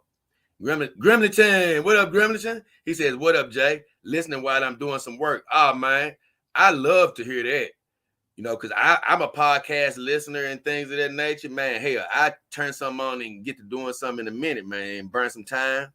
Like, you know, I'm just going to be honest with you. My legs are usually tired after these streams on Wednesday, even though I love doing these streams. So I may not do it today, but I love walking the cats. And man, that's when I listen to streams or listen to other people or, you know, try to get my research going. Or I might listen back to the show to see what I was saying to you guys. Edmund Dante says, a dystopia is more realistic. He said, a dystopia is more realistic. Thought police.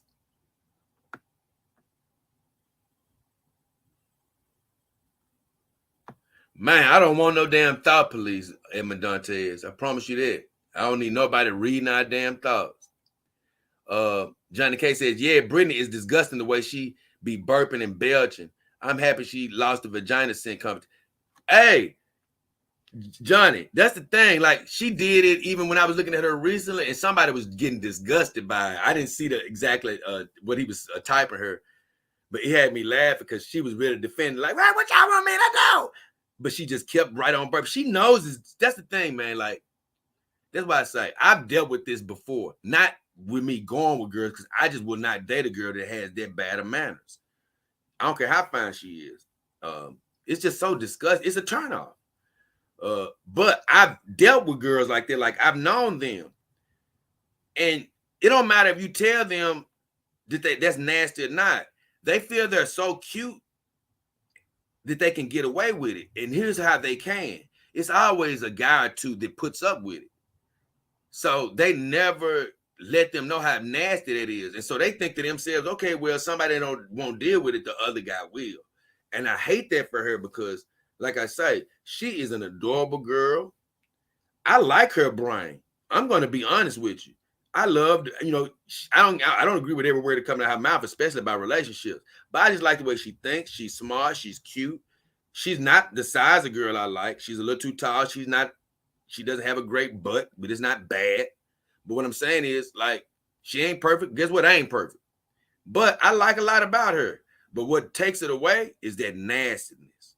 You know, her being nasty and burping. But once again, she doesn't have to change for me because it'll be somebody that'll deal with that. I just hate that she does it, though. But once again, if she hadn't done all that, she could have literally been a champion instead of Thanos. And I'm going to be honest. Anybody can say whatever they want about Thanos, that Star Wars girl. She is the perfect first champion. You know, I'm the Black Han Solo. And guess what? It's fitting that Princess Leia won the competition. I'm going to be quite honest. You know, because she be acting like a champ every time I chime in on her. I'm like, yep, she did right. Nicholas! He said, Dog King, what up, what up, what up? What up, Nick? Power Brain says, the dogs have personality. We have to be childlike to appreciate them. Yeah, that's what I be trying to tell people. Man, I feel bad for the people who have lost their inner child. Because I told you, even growing up, I always used to be mindful of my inner child. Like, I used to be like, God, I don't never want to grow up. Why would I ever want to grow up and not look at toys the same? Why would I ever want to grow up and not want to watch cartoons? I never saw the sense in growing up. I'm like, why would I, especially once I got a hold of video games, I'm like, why would I ever want to grow up and not like video games again? It's all about keeping that childhood thing in you. But I used to hear from my peers, I'm talking about people that I was growing up with, like, mainly, I say this, and I don't want to come against them and stereotype them, but I used to hear this mainly from girls in high school and things, and they'd be like, you need to just grow up and grow. It's time to grow up. You don't need to be young. No, you need to grow up. I'd be like, no, it ain't time to grow up. No, I don't want to rush and be grown. No. And then you even have some grown-ups telling kids, you need to just grow up. No. Yeah, they need to mature, but they don't need to stop having that kid like Jordan they heart. Power Brain says, I appreciate your advice, man. I'm glad. Hey, that's what I'm here for, Power Brain, to help. I'm here to help, man, because I didn't have the help. And that's what I want to be here for, to help you, man. He said, I listen to you. I'm glad you here. I'm here for you, Power Brain. Carl came through with the super sticker. Thank you, Bruce. Carl came through. Love you, Carl. With the super sticker. I'm going to read her comment too. She said, have a good evening. I will rewatch it when I get home. Take care. Love you, Carol, and thank you for your contributions.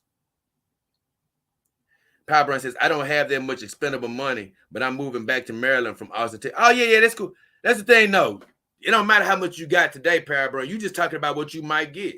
And even with that Anais dollar that was $5,000, guess what? If that's what you want, you'll work towards getting it. Or you'll save it up. It ain't about what you got right now. You're doing the right thing. Dream big. You may find out that the dollar that you really want is only $2,000. You never know. But don't limit yourself today. Just dream right now. Just dream. Just dream. It ain't gonna hurt nothing. Al Manuel said, what it do? What up, Al? Al Manuel said, you going full saber marionette, Jay. He said, you going full. Is this the Al that, hey, this ain't the Al I used to work with, is it? Nah, it can't be. Nah, this ain't the Al I used to work with. He said, you going full saber marionette. I don't know what you mean by full saber marionette, though, Al. James Krause says, excellent show, Jay. Drove 200 miles and you got me home safely. Oh, my God. That make me feel good, bro. Now, that make me feel good. And I got you home safely, my friend. That's a blessing right there now. Well, hey, guys, I've actually made it up to all the questions. It's been a hell of an interesting show, a hell of a fun show. And man, when I'm feeling more blessed about today, look, it ain't no more excuses of why I can't be on the Jack show. It ain't no more excuses of why I can't be on none of these other women's show if they want me on there. It ain't no excuses for one of them not come on my show, and other than my, them not feeling like I got a big enough subscriber count. But guess what? My internet is working. I'm happy. It ain't stalling. So guess what? I was able to show y'all everything I wanted to show y'all easily. So man, hey, this show is on the road now, baby. Al says it's an anime. Oh, it's an anime back in the 90s about dolls that was based off the last human female alive in the future. Hey, man, let me read. Hey, I want to check that out. I ain't never heard of that.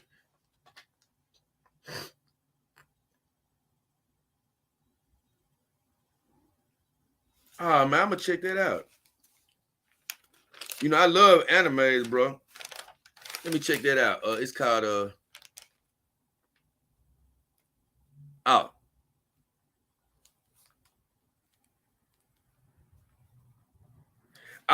Well, in that case, I am trying to go full saber marionette, if that's the case, because I definitely have my girls basically based off of my animes. So it's crazy. Did you say I'm going full saber marionette? I'm gonna have to go look at that thing to really tell what they look like and compare them though. But with all that said, it's been a fun stream. Love you guys. Glad you've been here with me, spending a nice long time with me, however long you stayed. It's been a hell of an adventure. And once again, I just love that God has blessed me with the time in history to be able to have the time to just give to what I love to do, be with you guys. And I always say, if you watch this stream, whether you're here now or what, God bless you. God bless your abundance. God bless your families. God bless your safeties. God bless your health. I pray that all manner of good things come to you today. Positive and not negative, baby. We look forward to the future and not to the past. But with all that said, it's been me, J. King Hefner, and the beautiful Cali Sun. We see ya, Power Brain. Yeah. Hey, and if you are new here, please hit those subscriptions and notifications. We definitely love to have you, and we appreciate you. Until next time, we are out.